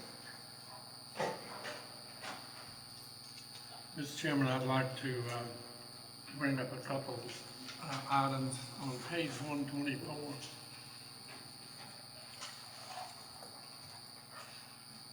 Any person who injures a domestic animal, and then B, any person could be 5 years old.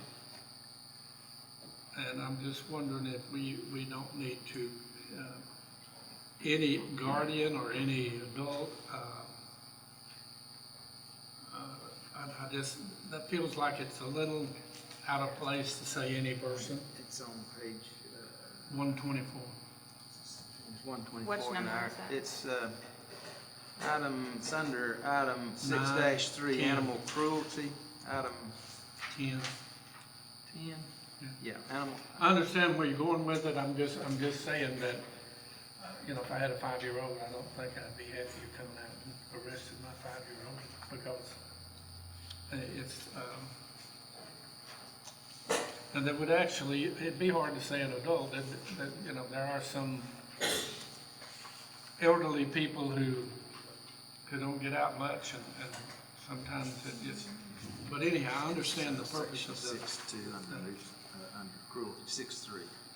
You might say any person of age, I don't know what that be, but it's too broad of a term, I think, to charge, to say you're gonna face criminal charge.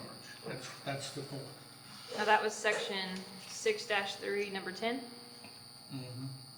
Was that A? 9, let's see, whoops, I just lost it. Oh. Person who can interact.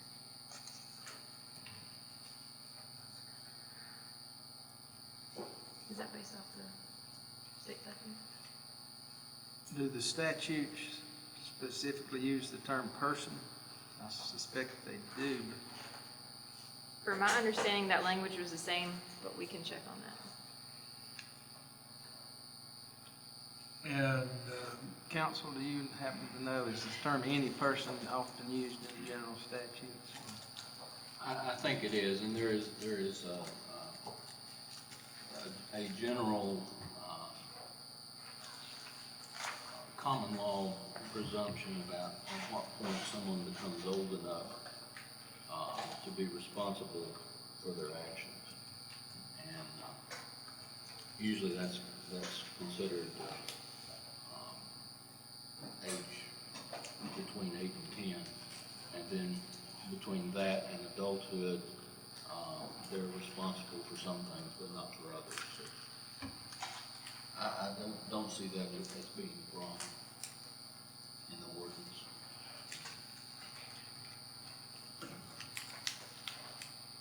Could it be changed like to any caretaker of a dog or an animal? It wouldn't just be a dog, it'd be an animal. I don't know. That would imply that only the owners would be charged, whereas if it was a person that did not own an animal, they would be exempt from that. Caretaker, owner caretaker would be the one. If the act was committed by the person who didn't own the animal, would that leave them? Oh, yeah, in case you hit it with a car or something, yeah.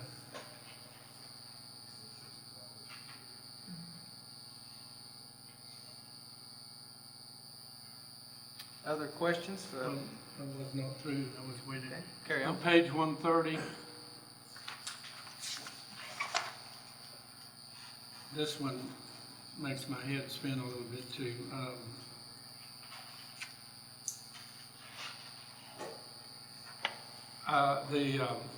The number one thing that I look at this, and I've had a couple comments on it when I asked for some advice on it. One of the feelings I get is, you'll be charged with a class 3 misdemeanor and it shall be fined not more than $500. You think I'm gonna turn somebody in if I'm gonna be charged $500? And this is a fine line, and I know it is. I feel like the charge is a little threatening for me to want to participate in this. And the other side of the coin was brought to my attention on this one was the other side. This is heavy fine for false information and so forth, and nobody should give false information. And I have no trouble with that, except to say this, that if the reporting people give the false information, or if the policeman or somebody in charge gives false information, there's no curtailment to balance that, if you get my drift.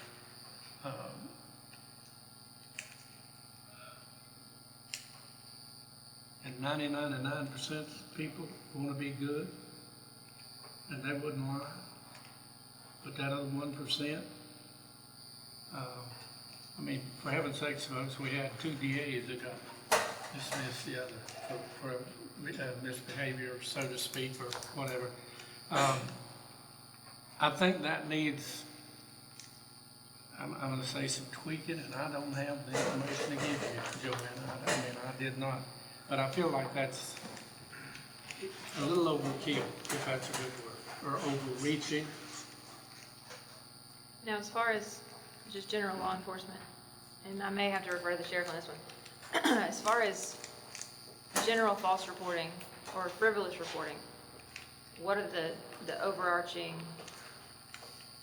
law enforcement? Because I think that's where that was pulled from, was... Federal law, you lie, federal agent should be charged. You can't do that in state. What that's for is when people file false reports, or we call 911, provide false information. It's for that. I don't know if we've ever charged anybody that's in there, so people just file false reports that cause us to come out and have to take a report and realize it was completely false. Then there's penalty charge. So I guess what I'm trying to do is think about when this would come into play. So let's say my neighbor decides, well, I don't like Jeff's dog. I'm tired, I just don't like him for whatever reason. So I'm gonna call today, and I'm gonna call tomorrow, and I'm gonna call the next day. Is that what this is aimed at? And I presume you see that kind of thing happen? And it's predominant with rescue groups too. If you have a rescue group that has nothing to do with the animal welfare, you know, or the rescue group's ability to take care of their animals, you can have people that just don't like someone that heads another rescue group that would file the unfounded complaints over and over and over, just on a personal level. So this was more to protect the residents from false reporting like that, as well as rescues, because now we're gonna have an influx of those, you know, working with the shelter. So we wanted just to kind of offer a little bit more of a blanket protection there on that aspect, because it does happen. As far as the false information, most of that time that we get into this with animal bites, you know, people call and say, my neighbor's dog is itching, get out there, there's never a bite that occurred. They just wanted us to come out and take the neighbor's dog. We run into that several times. Of course. Well, let me use, and I'm gonna use an old, because when I read this is the first thing came to my mind. There's people who didn't live up our road, came up our road, they got into my dad's garden and they stole stuff, and they picked up one of his good beagles. An excellent beagle. And of course, when I saw them, I just happened to be coming out of my house and saw them. They took off. We got up to speeds of 80 and 90 miles an hour. They got out to Highway 10 and Interstate 40, didn't stop. Went through that intersection at 70 miles an hour. I did stop. I had kids in my car. Just so lucky, there's a state patrolman sitting at where McDonald's is. And he took out there and he called him. Okay? It was years that guy left town. It was years, and they caught him in a traffic stop. Called him in, we went to the court. And after all those years, they all that aggravation. And the judge said, well, you shouldn't have the dog loose in the end. Didn't say nothing about the other stuff he stole. Dismissed the case. And there's no balance there to get a fair treatment. And I think all of us would like to see, I mean, I can give you an example after example after example. I can give you good examples. One that you probably know about is the guy came by, got the dog and put it back in the owner's lot, didn't cite him, and denied he put it back in the lot. So there needs to be, in my opinion, a little balance in there that, I guess what I'm trying to say, and Sheriff, you forgive me for this, and he knows this because we've talked about this a lot. Sheriffs are not God, and they should be respective of people until they well know, you know, that is going on. And this lacks a little balance to me. I see the point, even agree with the point, but it needs a little balance to me. It doesn't mean that anytime we go out and we deal with this, that we're gonna write on this. But if you don't have it there in the event that it gets to the point that you can back it up, that's why it needs to be there. Because if it's not there, you cannot back it up. I understand that, yeah. And you're not sitting there waiting on Mater to call you to come and get a bad dog off my watch. You got your day planned. I understand that. And when you can't get there, and the dog ain't gonna stay one place long. He'll drag you through he's a rabbit dog, he'll drag you through the bushes trying to jump a rabbit. So he's not gonna stay somewhere long. Lieutenant Massey, do you issue a citation or make an arrest? Normally we issue a citation. Okay. And and you also have that balance to where we have the options for a civil citation, or you can go with a uniform citation underneath the 14.4, which is failure to comply with the county ordinance. 80% of the time, we just do a civil, there's no court cost or anything else. Most of the time, most of the people pay it. It's the ones that we have to go back to, either don't pay the civil fines and still do not follow the ordinance regulations, they end up getting written uniform citations for court date. So under the civil citation, this is the current law. It is a Class 3 misdemeanor, and that's the presumptive punishment of a fine of $500. Yes, up to, yes. The General up, statute. yeah, the up to gives the judge discretion whether it's gonna be $50, $100, Correct. whatever he wants to do.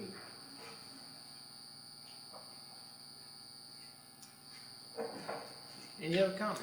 Yeah, the only other thing I was gonna, two things really. I talked to Jeff a little bit about this. I think that, Jeff, this is a lot of hard work, as you already said, a lot of effort put in by Joni and Joanna and Massey. And, I think it might have been just a tad smarter, maybe not, if we'd created the board before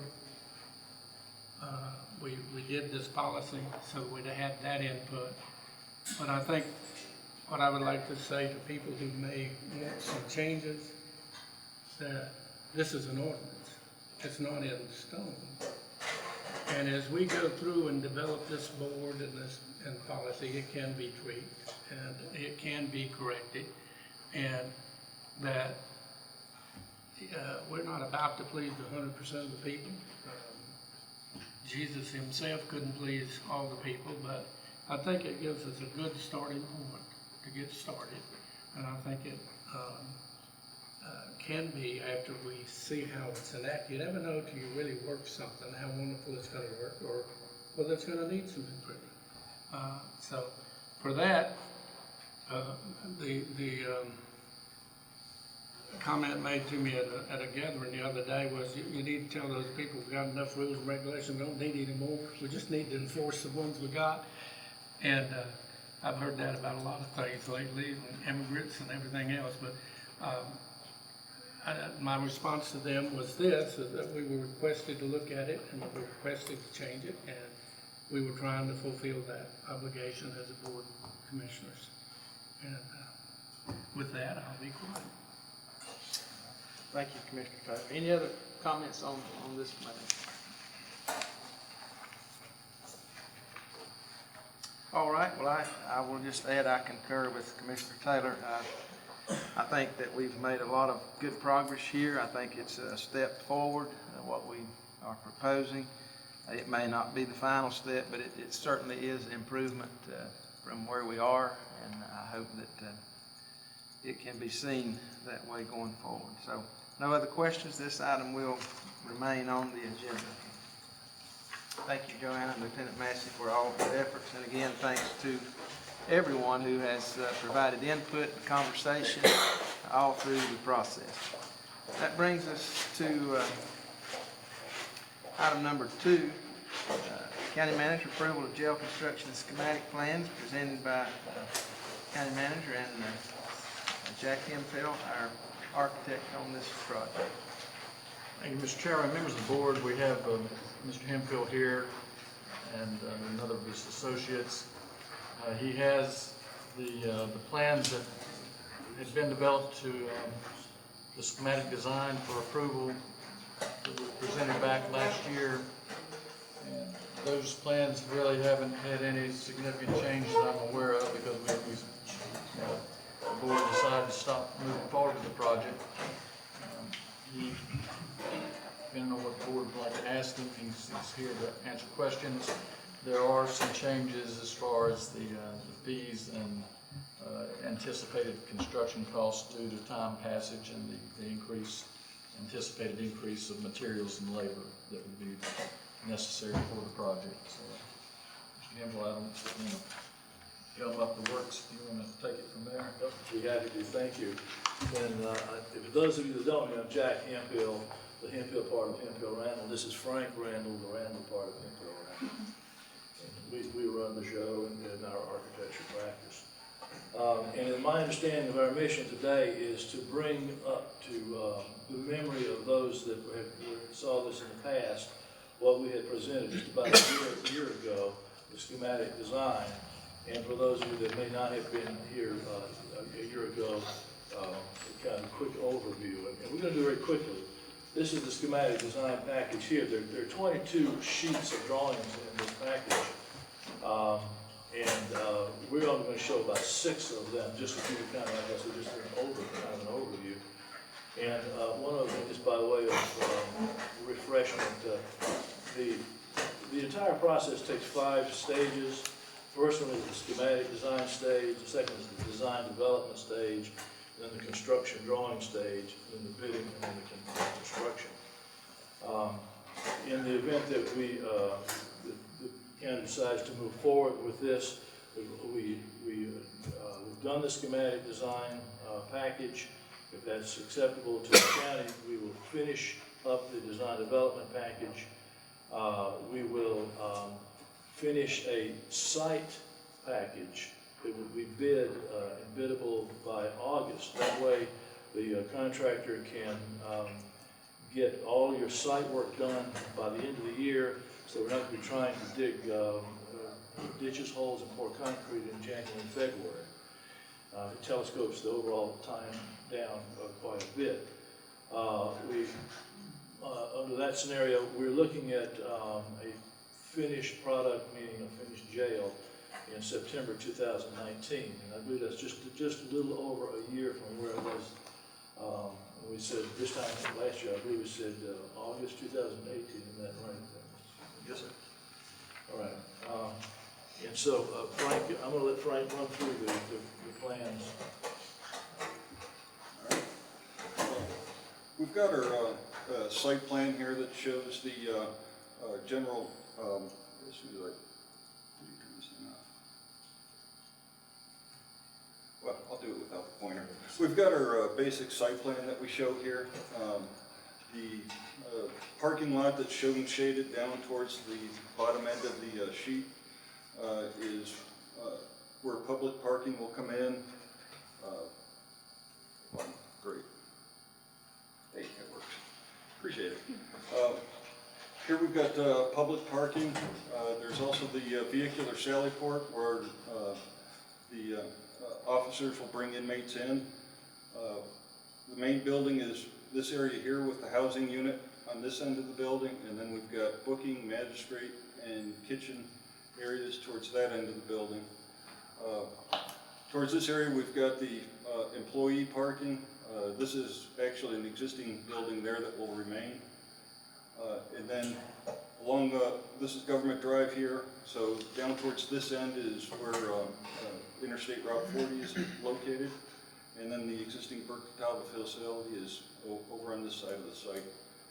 And what we've done for the, this is the kitchen dock area, so trucks, delivery trucks will come in as separate traffic, apart from employee parking or apart from the public and where officers would come in. So they come in here into the dock and then they can pull back out again.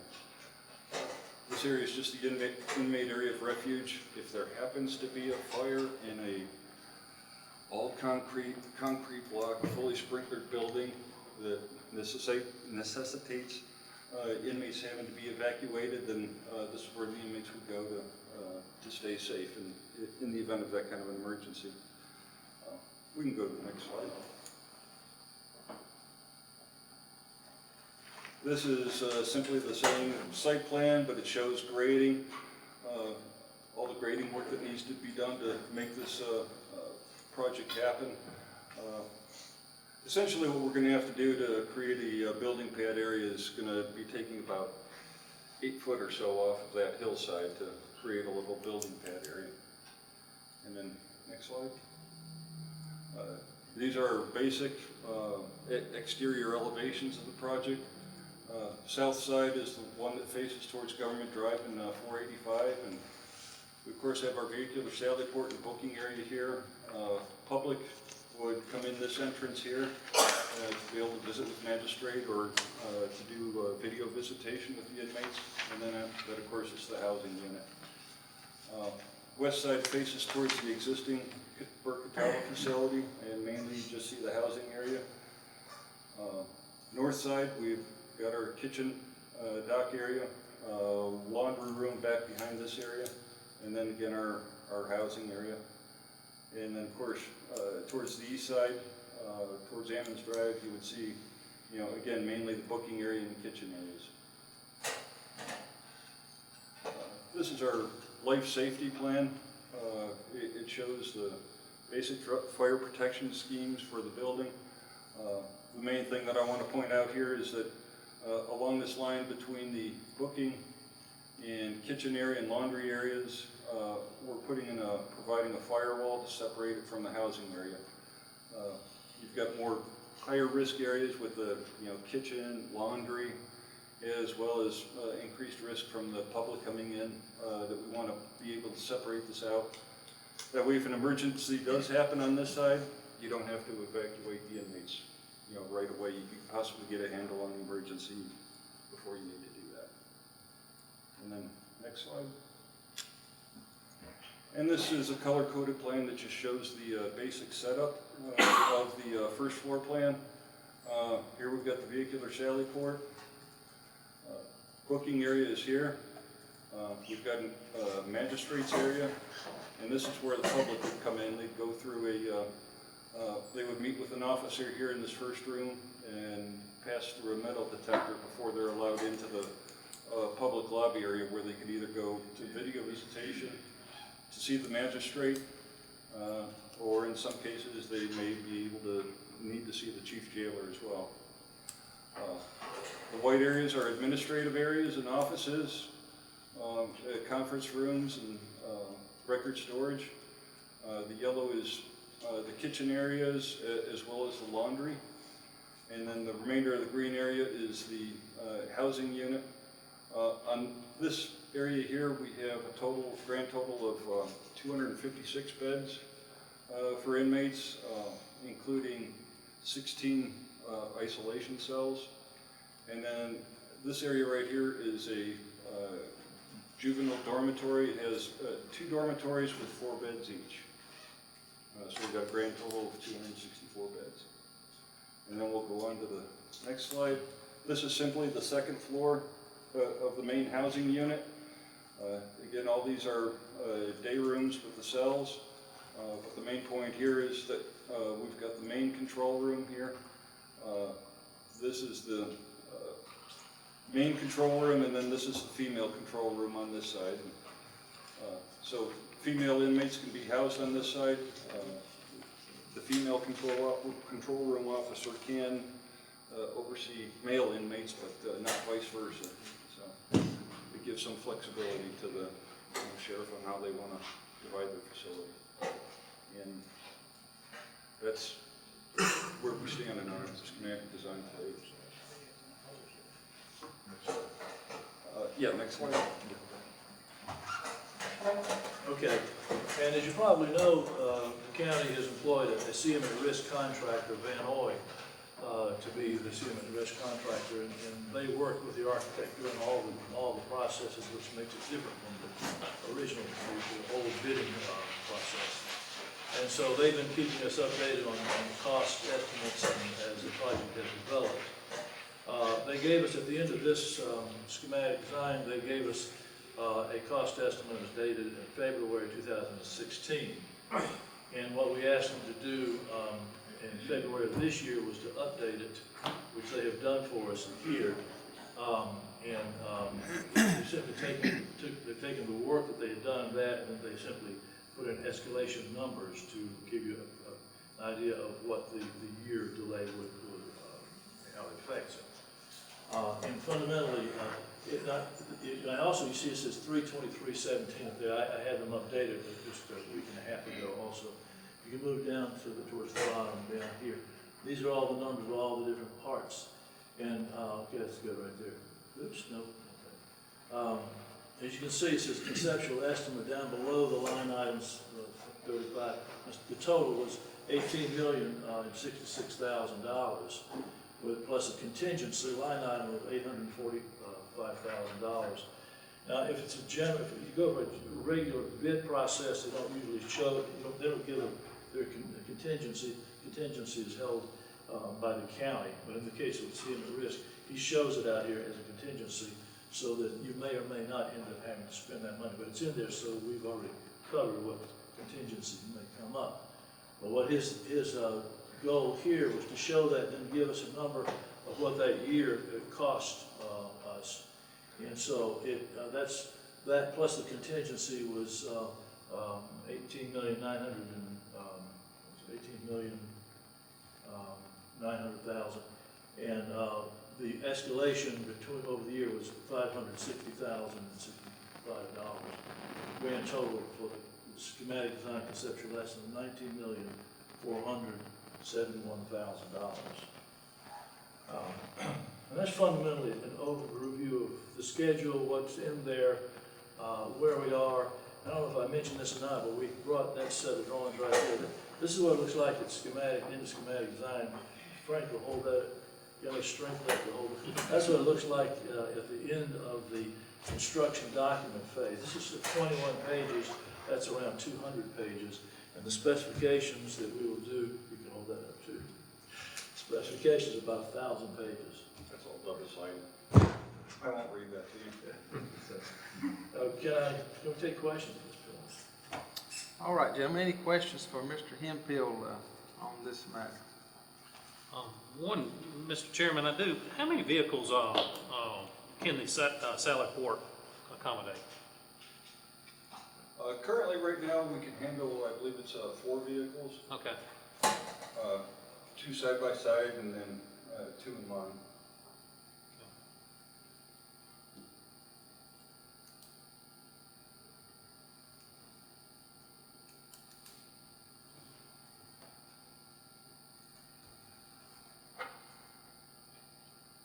Mr. Chairman, some comments if I may. Yes, sir. You gentlemen, I forwarded a lot of information to y'all when we first visited this, and nothing's changed. A month ago, I was at a meeting and ran into several people at the COG, and I don't know why, but they asked me where we were on the jail. I informed them where we were on the jail. And they were well aware that I didn't support it. I said no, and unless things changes, I won't support it again. And the big reason that I didn't support it is that we lost our purpose and goal for building that jail was that we were convinced, these guys, that if we built it next to the courthouse, we'd save over $1 million a year. And in 20 years, the savings that we had would pay for the jail. And then comments were made to me by several officials on the sheriff's department and this and that. They said, why are you going to spend that kind of money? And when you get done, you're going to have a jail. Well, you got a jail. So that question is real alive because the contract that we have with Catawba, we will resolve that deal by year 2020. You're not going to build a jail to 2020, get it built till 2020. So we're going to have a jail with a jail. And we never did completely ratify or decide what we're going to do with that jail. And it is obvious that, by the way, finishing the COG, they said, whatever you do, I explained to them that the presentation said we'd save over $1 million in 20 years, and he said, that's what you need to do because, you know, your capital is one-time fee. We'll pay one fee to build that jail. But operating is always ongoing and increasing. And we've been told, the sheriff wrote a letter, I meant to bring that, I think I did, I just don't know where to put it, that he can operate that jail at the cost that we're operating. And when we operate this other one, we're going to save $300,000-400,000 a year. Now, I'm happy to help build the jail, provided that that is something that's cost efficient for the county and not a burden to pay the bill. And at 20 million now, and we were at 18 something. Another thing that just I have to say that we never did compare those apples to apples, and I asked numerous of times that we took off things that we had not agreed to do. We didn't agree to build a parking deck. The city never voted to build half of the parking deck. And you put that on there to artificially make that price seem higher, so this wouldn't seem so bad. And we need, I'm sorry, we need to start from page one. We need to refocus on what we wanted to do and the reason we wanted to build a jail. And if we can't accomplish that, all we're doing is spending money. We're being Santa Claus. We're helping a lot of people get rich. Because you're gonna end up with a jail at a jail and have two to keep them. Two to maintain. So, you know, with no change, you leave me with the best prayers and meditation and skills that I have. There's no reason for me to change my opinion. Absolutely none. There's nothing in that presentation that would justify, not only will we spend the $20 million, we won't get it back, and we'll continue to spend more money every year to operate that jail. If that's y'all's figures, that's not mine.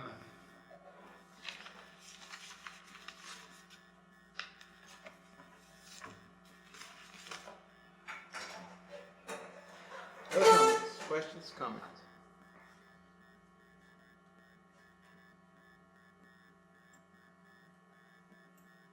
Paul, if you would at this point, give us a kind of a financial update in terms of debt service and our fund balances and any concerns that would might come forward in terms of financing the jail. In terms of fund balance, the fund balance at June 30th, 16 was approximately $17 million, which equated to approximately 24%.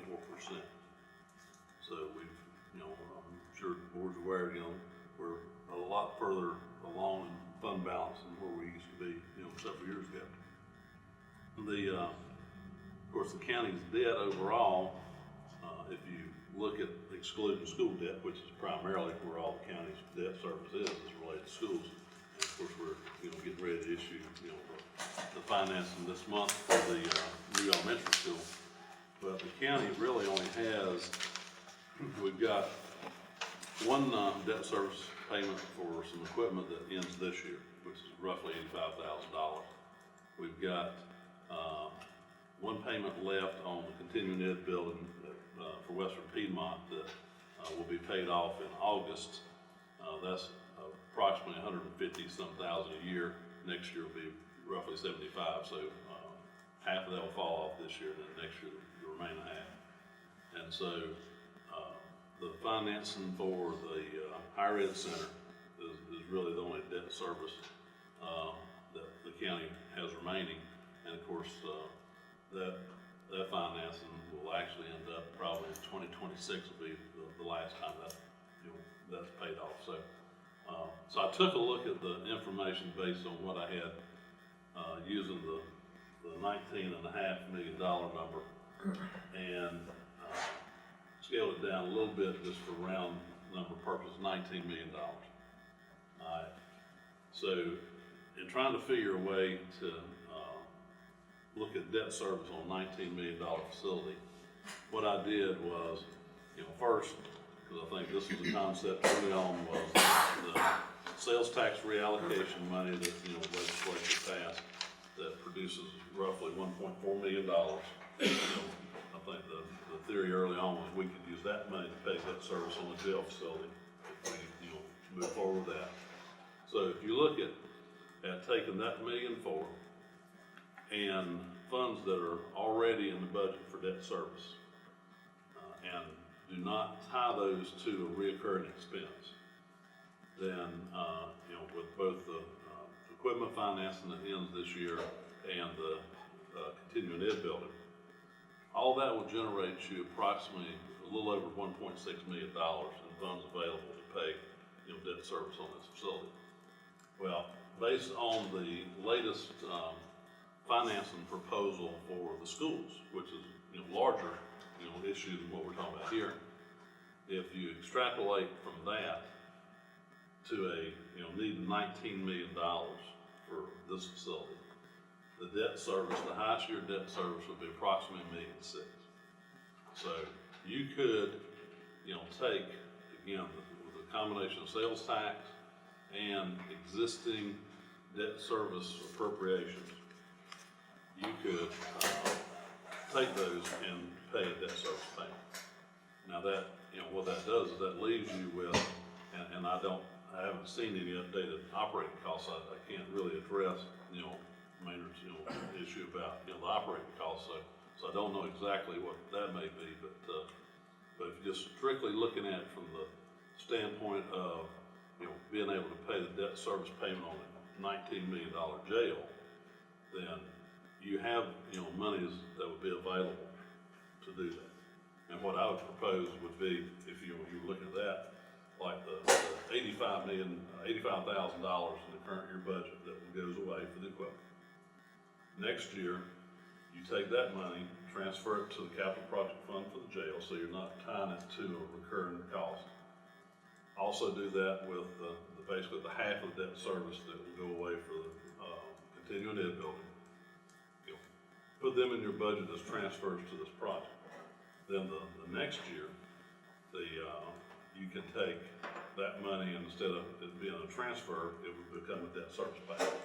So, that way, again, you're not building into your budget a recurring cost. You're not spending those monies, in a recurring manner. So, when the debt service payment, and on this schedule, your first debt payment would be, you'd need the money in April of 18, so your first payment would be April of 19. So, when you do your 18-19, fiscal year budget, you would have, those funds available to make the debt payment.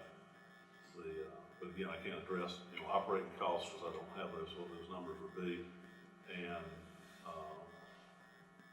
just as I feel I might have to say this just to, for disclosure.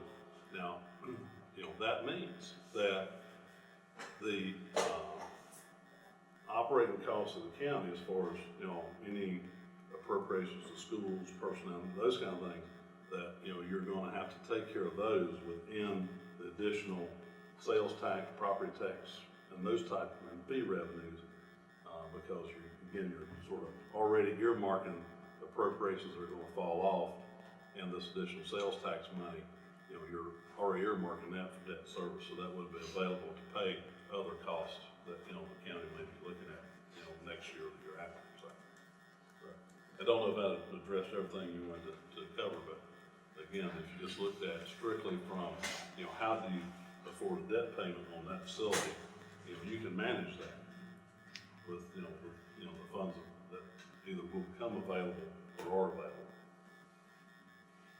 Mr. Chairman, Paul, if you built the one downtown and you saved 1.1 million, you wouldn't have it. You saved enough to pay for it. So, which is the most efficient buy for the taxpayer of Burke County? Well, yeah, I mean, you get back to that same thing you started, this It's discussion a with. it's a It's no the cost of brainer. downtown versus the cost of, the drive. And, which goes, I guess in one scenario, which it just goes back to the point, you have a transportation issue when on one location, another location, you don't have a transportation issue. Or, not in that magnitude, so. Jeff, I do have a question I want to ask the architect. Have you ever built a three-tier, where you have, you got the one floor and the two-tier? Do you ever have you ever built one with three-tier? We have not. We've designed it and proposed it, and it didn't fly, so we did not. It's what? Didn't fly, didn't work. It wasn't, staffing-wise, it was not as efficient. It may seem like it is. Space-wise, it was not efficient. Cost-wise, it was not as efficient.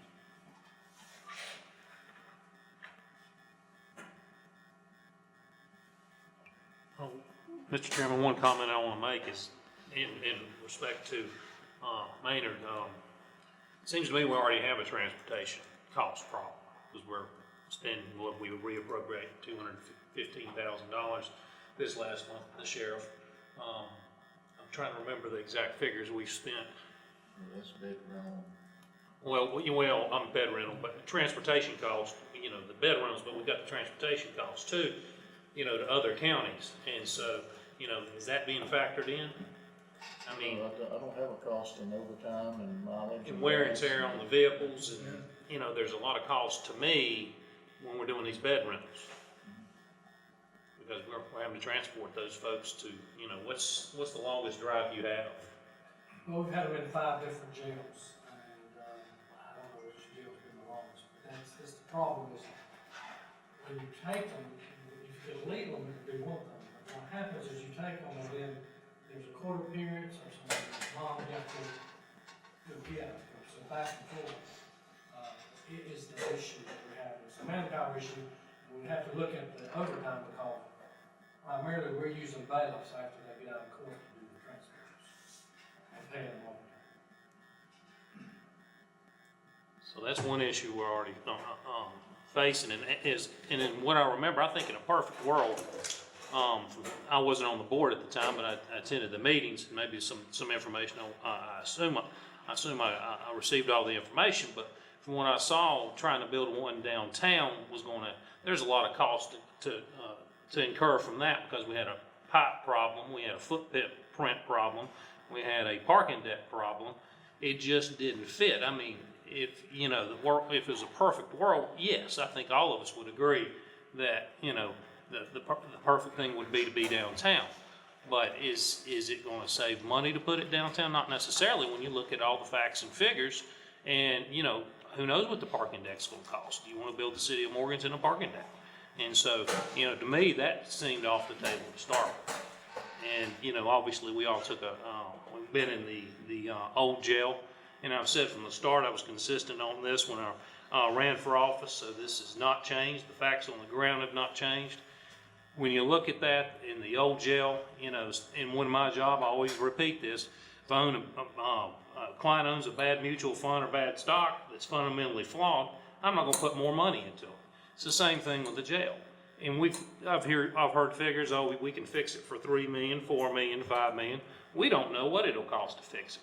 Then we'll still have a structurally deficient jail with a structurally deficient design, and then we'll end up spending $30 million in 8 to 10 years and passing the buck to them to build another jail. And so you either, to me, do the responsible thing now, or, because I don't think it's my job to pass the buck. That's part of the question that's never got answered. You don't know what it's gonna cost. We might not want the jail, but we still have options to build the jail. And we have an option that can save us a bunch of money. You're gonna have to explain to me how you saving $1 million. Explain it to me. To do what? You keep saying we're gonna save $1 million. If we could have built it downtown, you said we'd save $1 million a year. How do you save $1 million a year building it downtown? The expense, the rent, the back and forth, the figure was 900 and some thousand, and with cost of expectation of more jails to rent, more prisoners, if you will, would get it over $1,000 just in the next year or two. I mean, not 1,000, excuse me, $1 million. Do you remember there was a safety issue that we couldn't even build a fence around that jail? If it would have went downtown, we could not have built a fence around that jail? Well, you have to. Do you remember that you could not build a fence around that jail? We have 50 jails down there. You targeted 256. You could build a 220 jail. My question to you, sir, please answer this one for me. Do you remember the fact that we could not build a security fence around the jail downtown? We did, Johnny. It's on the parts where the people had to have a place for them to go when they had a fire or an emergency. There was not a fence around that jail downtown.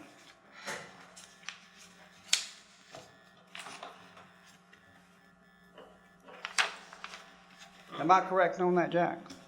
You're correct. We could not put a fence because the site had to be accessed from all directions from traffic.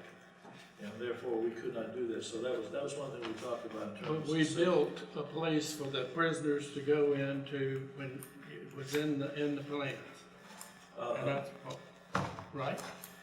Yeah, the one downtown, we talked about a place where they could be herded to temporarily, but because they could not be moved 50 feet away from the jail, which is the law, the county would have to bring in buses and take them away from that in case that there had been evacuation.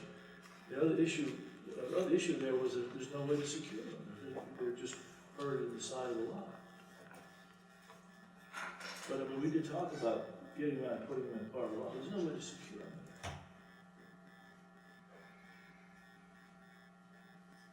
them. Other questions, comments?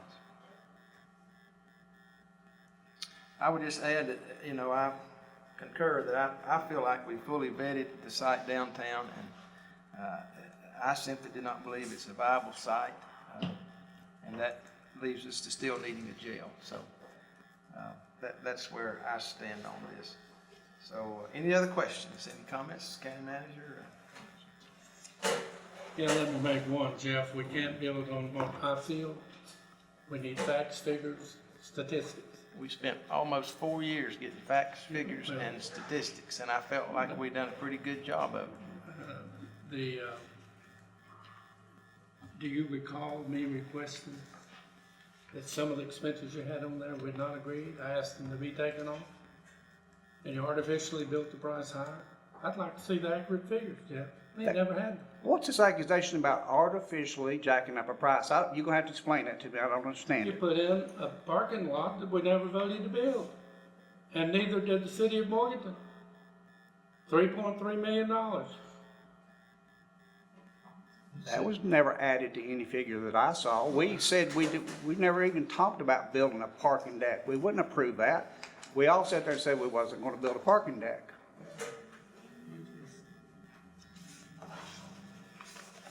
Of course, the issue was, to build downtown, you had to have a place to park, so it was going to require a parking deck in advance to even build in the jail, to even start construction.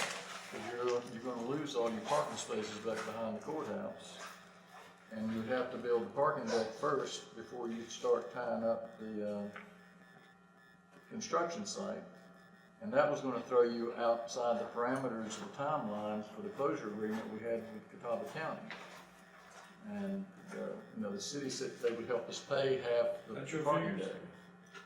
You confirmed that that was in? Yes, yes. We're not saying that wasn't in there. We said that we would not build a parking deck for Morganton downtown. That's what was said. So I don't agree that those were put in there falsely. That's a very legitimate expense that would be required, and we had to consider it, and I think we did. And, I think we just simply didn't feel that that was the thing we needed to do. Or at least that's my feeling, my opinion. And that doesn't have to be a feeling. It's an opinion based on the information that we put together.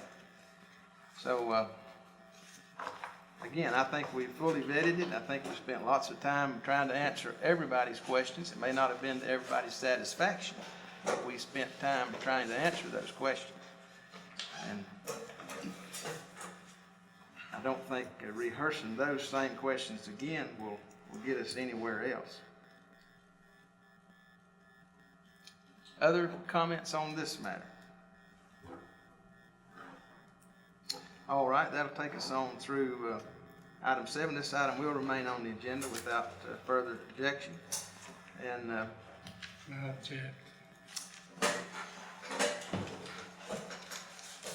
well, that's just to be on the clear side then. Why don't we take a vote this matter to remain on the agenda? All in favor of this item remaining on the agenda, show your uplifted hand, please.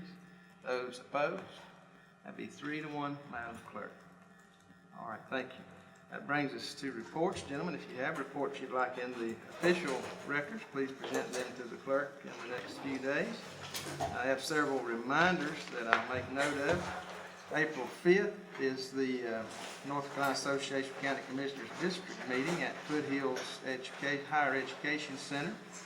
April 7th at 12:30, right, Madam Clerk?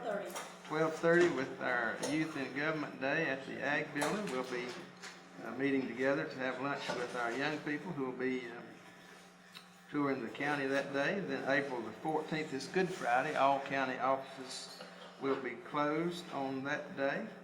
Our regular meeting is April the 18th, and then I would also like to wish Commissioner Taylor a happy birthday on the 7th day of April, coming up very, very soon. So just a few days, Commissioner Taylor, you'll hit a annual milestone. We congratulate you there. Any other matters to come before the board before we adjourn?